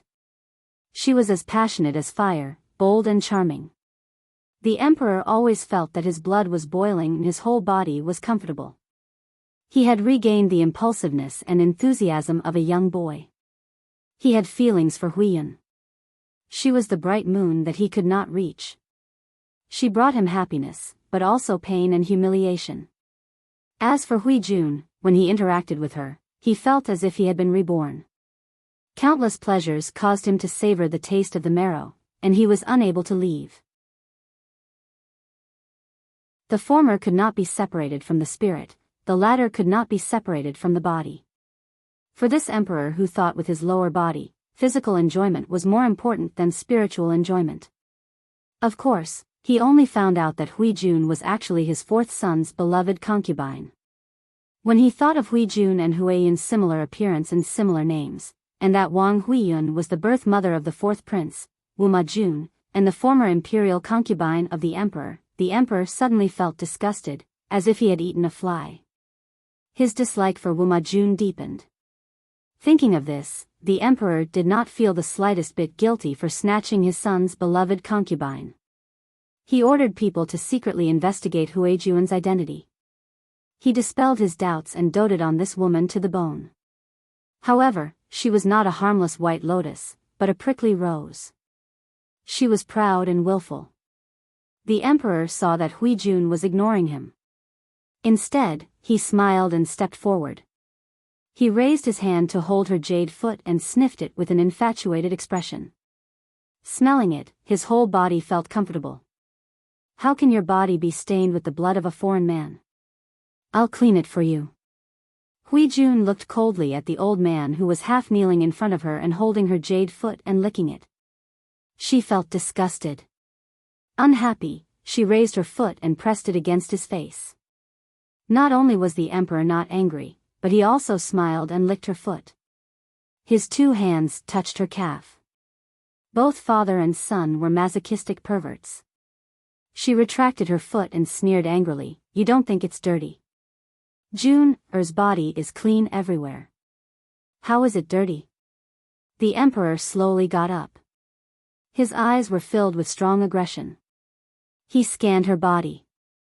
There seemed to be two clusters of flames burning in his eyes. "I am your son's concubine. I gave my body to him first. Do you think it's clean?" The emperor sneered coldly, "You are mine now. You can't think about other men." So what if she was his son's concubine?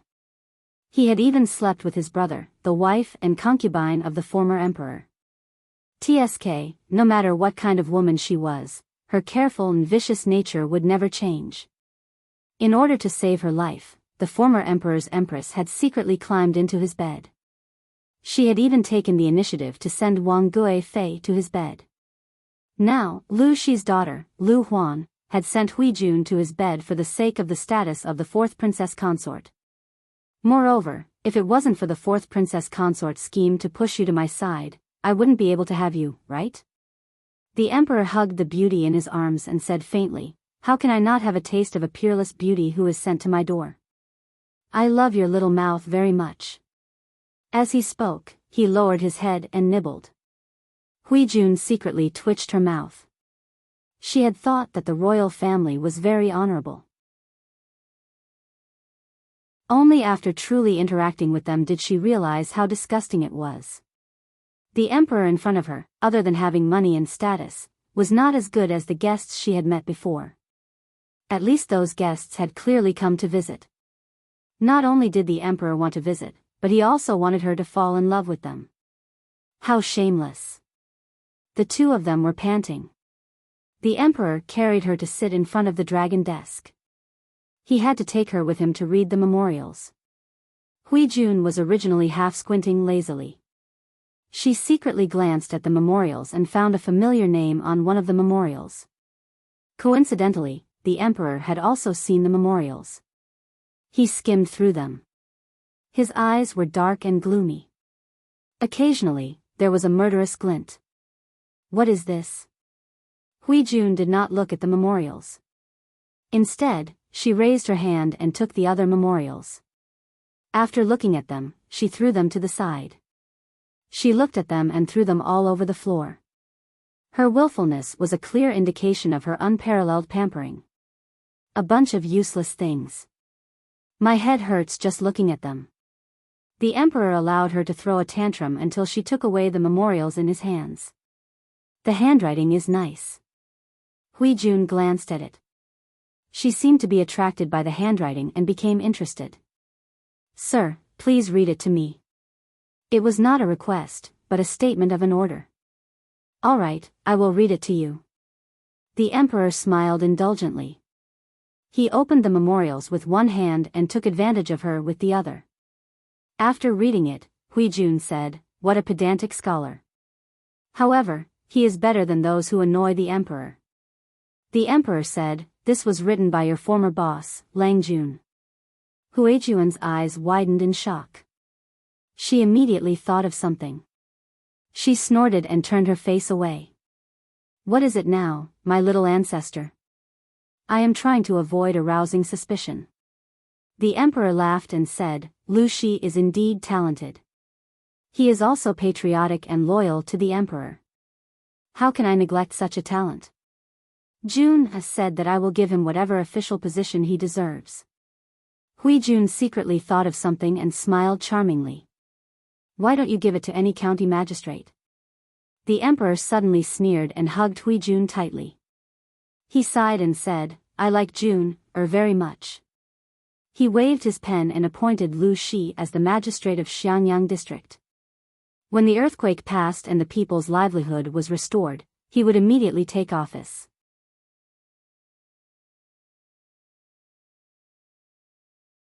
Chapter 385. The emperor was happy to see someone take the blame. He originally wanted to give him a title, but now he gave him the position of the magistrate of Xiangyang district. Although Xiangyang district was not rich, it had a vast land. It was just that it was remote and uninhabited. In order to cover up his embarrassment, the emperor specially allocated 500 dawn of grain and 1,000 imperial guards.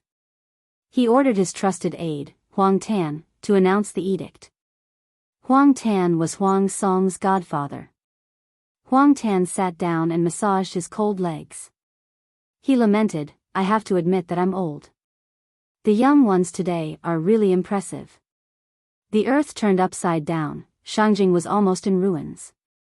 The emperor killed an important official in a fit of rage. No one dared to take over this hot potato. Lu Shi's son had the guts to recommend himself. This seemed to be a narrow escape, but at the same time it was a huge opportunity. He thought of his grandson and reminded him, you should be more alert. Don't cause trouble everywhere. Huang Song rarely had time to rest, but he was lectured by his godfather. He could not help but put on a bitter face. He had a sweet mouth and was not afraid of Huang Tan's years of prestige. He immediately thought of a way to divert Huang Tan's attention. Huang Song got up and massaged Huang Tan's shoulders. He said with a cheeky smile, from what I see, I'm not old. Those young boys are impatient and have no sense of propriety. How can they compare to me? My contributions to the country are unparalleled. Although this was a bootlicking, Huang Tan had indeed protected many loyal and virtuous officials. It was not that he had a conscience. He was just trying to please both sides. Jiang Pengji was lucky this time. She met Huang Tan, who brought people to announce the edict. If it were other eunuchs, things would not be so simple. There were many tricks. If the eunuch in charge of announcing the imperial edict found Jiang Pengji an eyesore or was greedy by nature and wanted to sabotage her secretly, he would definitely choose the old rice. If he was more black-hearted, he would directly replace it with rice bran. The 1,000 imperial guards could also be replaced by those who were physically weak, violent, and disobedient. Huang Tan liked to be on good terms with the gentry and young people with potential. He would not play tricks in this area. Only your mouth is sweet. I haven't settled down yet, so it doesn't matter. I can't be like this when I marry Mr. G's beloved daughter in a few days. Mr. G was Huang Song's teacher and also a prestigious scholar in Dongqing. Grandson understands. I will definitely not disappoint grandfather's painstaking efforts. After a while, Huang Tan tidied up his clothes and prepared to bring people to announce the imperial edict. At this moment, the golden crow fell from the west. Along with the passage of time, the curtain of night grew darker, and his line of sight gradually blurred. When the last ray of light disappeared from the horizon, the entire land was shrouded in darkness. Shangjing City, which was usually brightly lit, was now pitch black and silent. The warm wind carried the lingering heat through the walls and alleys, bringing with it a rustling sound. From afar, it sounded like the wailing of a wronged soul, making one's hair stand on end. After a day of searching, the number of survivors found had already reached 512, and the search and rescue team had expanded to 123. As for the ice-cold corpses that were carried out from the ruins, there were at least 2,000 to 3,000 of them. They were densely piled up into a pile, causing people's hair to stand on end. This number, for the once prosperous Shangjing city, was really insignificant. It was just a drop in the ocean. Among them, most of the people who survived were injured. Some of their injuries were light, only their arms or legs were injured. Some of their injuries were very serious, with a high fever that did not subside. They were delirious and hovering on the edge of life and death. The maidservants from the 2 residences and the rescued women and children volunteered to take care of the injured. Xiaoyu, bring some people to this place to collect rations at night. Move stealthily. Jiang Pengji passed a map to Su Ku. This matter should be done by herself, but she was the only one who could search and rescue at night. The efficiency of the others was too low. Rather than that, it was better to send some people to collect rations to temporarily alleviate the food shortage and stabilize the people's hearts. Feng Jin saw that Su Ku was so tired that his face was pale and his eyes were still green. He said, "Why don't you leave this matter to me?" "No need. Huayu, you stay here and take charge. I can still handle it." Su Ku composed himself. He knew that Feng Jin did not have much rest during this period of time. He was tormented by his wife's labor, and then there was the earthquake. He did not sleep at all. He was alone now. His wife, Xuanmei, was far away in Hejin County. Feng Jin was tied down by his family and could not leave his wife and daughter at will. It seemed that he was the most suitable person to handle this matter. 20 hours had passed since the earthquake. Jiang Pengji did not know how many survivors there were in the entire Shangjing city and how many people had died in the long wait. All she could do was to search for the survivors from the ruins and send them for treatment. Jiang Pengji held a simple torch. She was not afraid of walking at night, but the people behind her could not. Is there anyone alive? Respond if you are alive. Is there anyone alive here? We are here to save people. Is there anyone alive? The servants behind her put their hands by their mouths.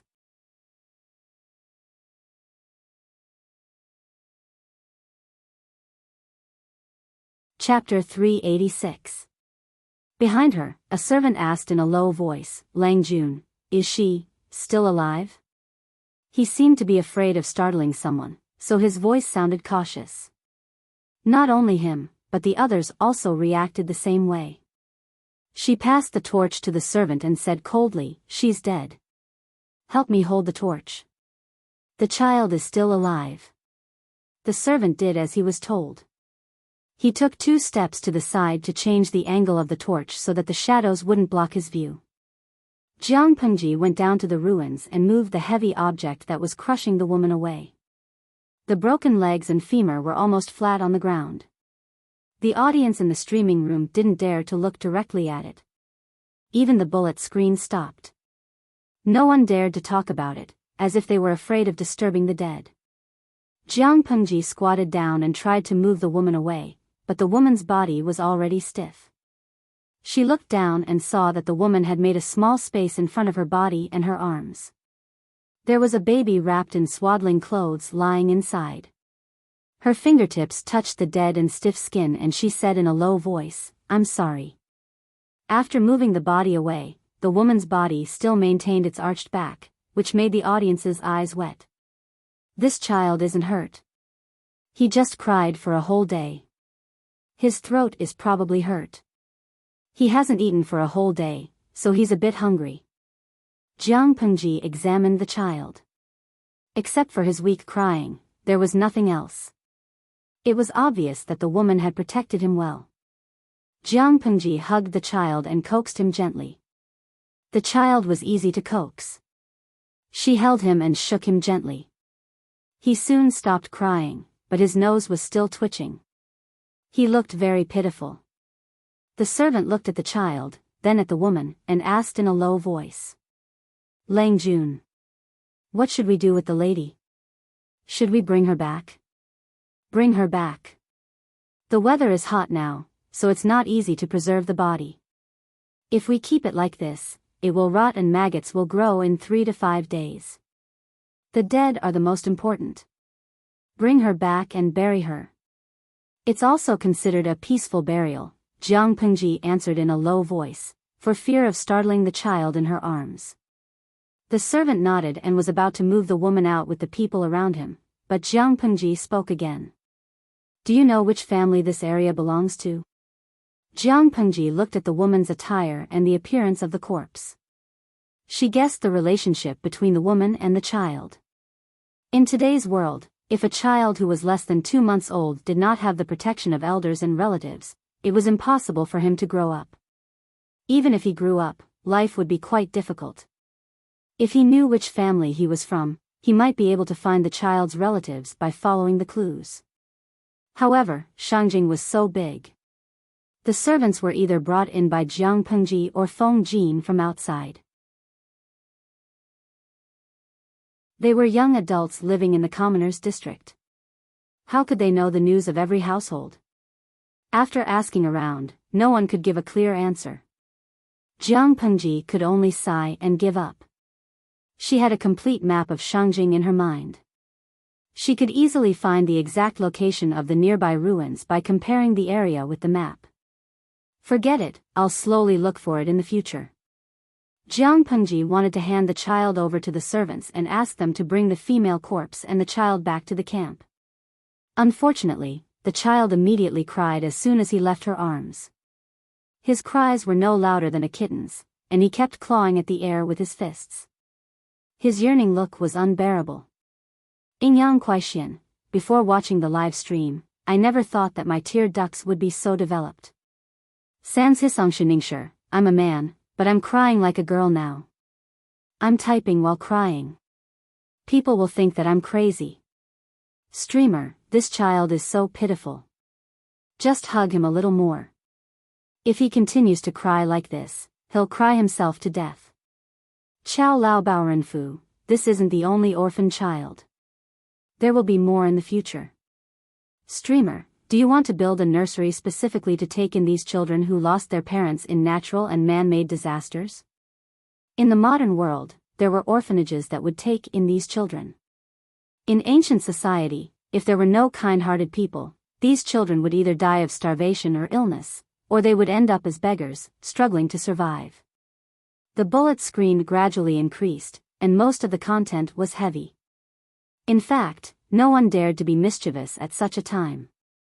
Jiang Pengji lowered her eyelids and glanced at the child's face, which was red from crying. Before the earthquake, the child must have been born in a wealthy family. The child's mother's clothes and makeup were very exquisite, and the child was also raised to be fair and plump. He looked very pleasing. However, she had never been a person who was easily moved by external things. No matter how miserably the child cried, Jiang Pengji still handed the child over. If she coaxed him, what would happen to the others who were waiting for rescue? If she brought the child with her to rescue, what if an accident happened and she couldn't take care of him? Lo Siji Lianmeng, in fact, it's disrespectful to hold the child and coax him at such a time. Jiang Pengji made the most correct decision, but the child could not understand it now. The servant carried the child. Seeing him crying so hard, and thinking of the child's mother, she suddenly became very soft-hearted. Lang Jun, this, Jiang Pengji thought about it, raised her hand, and tore a large piece of her outer shirt, then used the clean inner layer to wrap the child. If this did not work, then she was at her wit's end. Miraculously, the child smelled a familiar scent. He cried pitifully for a while, then slowly stopped. He's a clever one. In this family, apart from the child who was protected by the woman, there were 2 other survivors. One was an old man who, according to Jiang Pengji's judgment, was probably the housekeeper. The other was a woman with a plain face. Jiang Pengji examined her and found that she had enough milk. Looking at her clothes and where she lived, she should be the wet nurse. Apart from these 3 survivors, the other 17 people were all dead. Seeing the corpses being carried out one after another, many people were already numb to the sight. Continue the search. Bring these corpses back too. Find a place to bury them tonight. It was a hot summer day, and the corpses decomposed very quickly. If there was another rainstorm, it was not difficult to imagine what kind of terrible plague would break out when the water source was polluted. The best way was to burn the corpses, but she felt that this suggestion was very difficult to accept. Fortunately, Jiang Pengji knew how to deal with the corpses. She also knew how to make a simple disinfectant. She had taken the time to exchange 1,000 dan of food and various medicinal herbs from them all. As long as Xiaoyu brought the things back, the piled-up corpses could be dealt with. Let's search over there. Jiang Pengji rested for a while, then stood up and continued to work. On the other side, Su Ku had also found the grain depot that Jiang Pengji had marked on the map. He also found another place where medicinal herbs were stored. To avoid suspicion, Jiang Pengji exchanged for old rice that had been stored for 1 or 2 years. However, at this time, it was good enough to have something to eat. Who cared if the rice was old or new? Move all these into the carriage.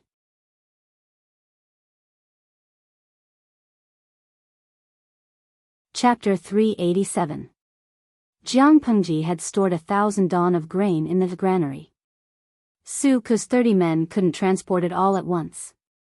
He took a portion of the grain, which took up half of the cart space. He put the other half of the herbs and the items that Jiang Pengji had specifically asked for. Su Ku poked at the big bags of weird stuff. Even with his knowledge, he couldn't tell what they were made of. However, based on what he felt just now, those big bags should be filled with a powdery substance. It looks like lime, a servant whispered. But I've never seen this kind of bag before. Of course, the servant had never seen this kind of bag because it was an industrial paper bag. Jiang Pengji considered that cremation would be stopped, so she could only bury the corpses. Since that was the case, she had to be prepared to prevent soil pollution. She even had to think about where to bury the corpses.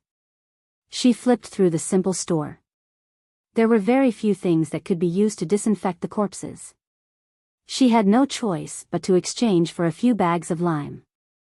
As far as she knew, lime already existed in this era. Households would occasionally use it to prevent moisture and mosquitoes. They would also sprinkle a layer of lime at the bottom of graves when building graves.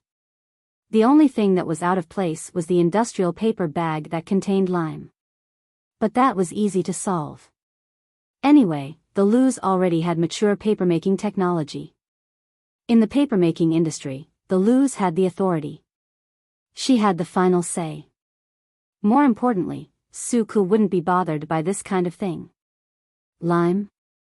Su Ku frowned, but he didn't suspect anything. For safety's sake, they pushed the cart back the way they came. The damage caused by the earthquake had just begun.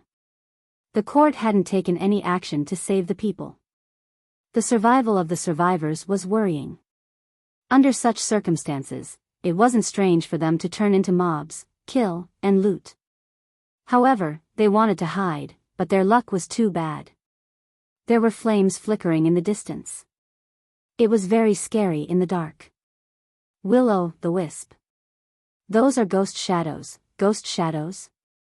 At first glance, many people thought that the flames and shadows were ghosts.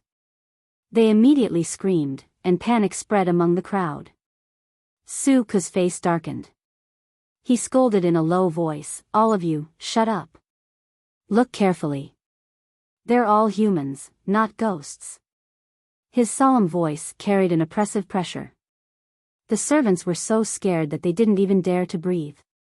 Su Ku's voice softened a little, and he repeated, "Z does not speak of strange powers and gods. Don't be afraid, they are all human." Everyone was too nervous. Their Adam's apple bobbed and they couldn't stop swallowing their saliva. Tonight's temperature was already hot. Now that he was nervous, his forehead was covered in sweat and his palms were wet. Su Ku lowered his voice calmly and said, "Don't make a sound.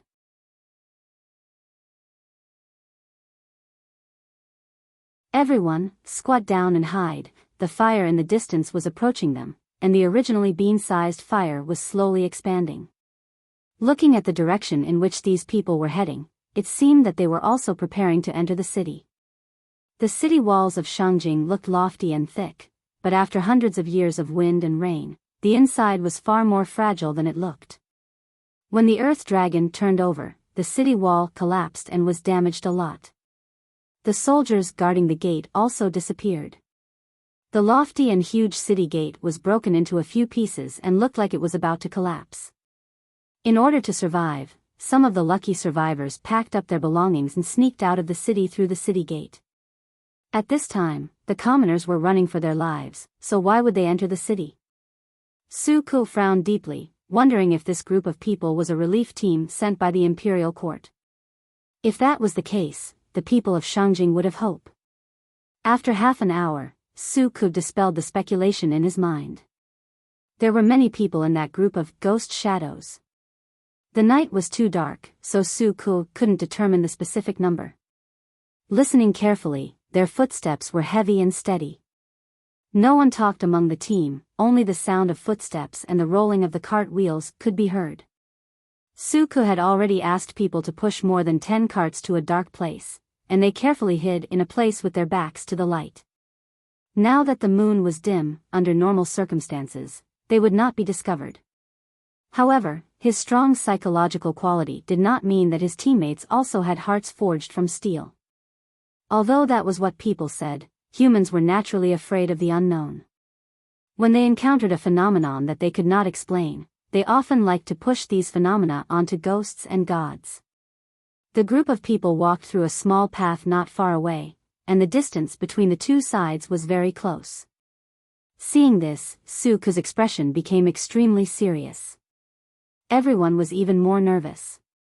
One of the servants was even trembling. His stomach loosened, and a warm, pungent smell came out. Su Ku glanced at him, but did not say anything. Unfortunately, man proposes, God disposes. His stupid teammate still dropped the ball for him. Just as the strange team was about to walk halfway, the servant at the back of the team suddenly jumped up with a ferocious expression. He let out a painful cry for help, and his right arm kept waving. Vaguely, a long thing could be seen swinging in the air. Looking closely, it was actually a snake. Snake, there's a snake, this person's cry startled the others, and the procession instantly became chaotic. Many servants who were hiding on the ground also jumped up in fright, and quickly moved away from the person who was bitten by the snake. At this time, the unknown procession was also alerted. Who's there? Su Ku's heart sank, and he secretly gritted his teeth. What kind of lousy luck was this? The scene that he most didn't want to see happened. The unknown team surrounded them with guns. Burning tongues of fire licked continuously, and from time to time, there was an explosive sound. Su Ku's neck was pressed against the enemy's sharp blade, and his life was no longer in his hands. He secretly took a deep breath, and suppressed those distracting thoughts. His back was perfectly straight, and his blood-stained black date Confucian robe made him look proud and unyielding. These people are suspicious, arrest all of them. No one knew who said this, but the group of people with guns moved forward to arrest them. Wait! The two sides confronted each other. Su Ku was not afraid of the threat, and raised his hand to stop them. With a calm expression, he said, "The Earth Dragon turned over, and caused Shangjing to be in a state of devastation. Not even 1 out of 10 people survived. I was ordered by fate to deliver food and medicine, and this concerns the lives of many people. It cannot be delayed for even a moment, and I hope that everyone can make an exception. Previously, I saw your whereabouts, and to prevent misunderstandings, I avoided you. If you are still not willing to believe me, I am willing to go with you. However, there are many snakes in the forest, and one of the workers transporting the food was accidentally bitten by a snake. I wonder if you can save him." This group of people also looked at each other, not knowing how to deal with them. They were already tired from the journey at night, and in a moment of relaxation, they did not notice that there was a group of people ambushing at such a close distance. If these people had evil intentions, they would definitely be caught off guard. You're tuning into the Romantic Tales YouTube channel. Don't forget to subscribe and join us on this journey to catch the most captivating stories.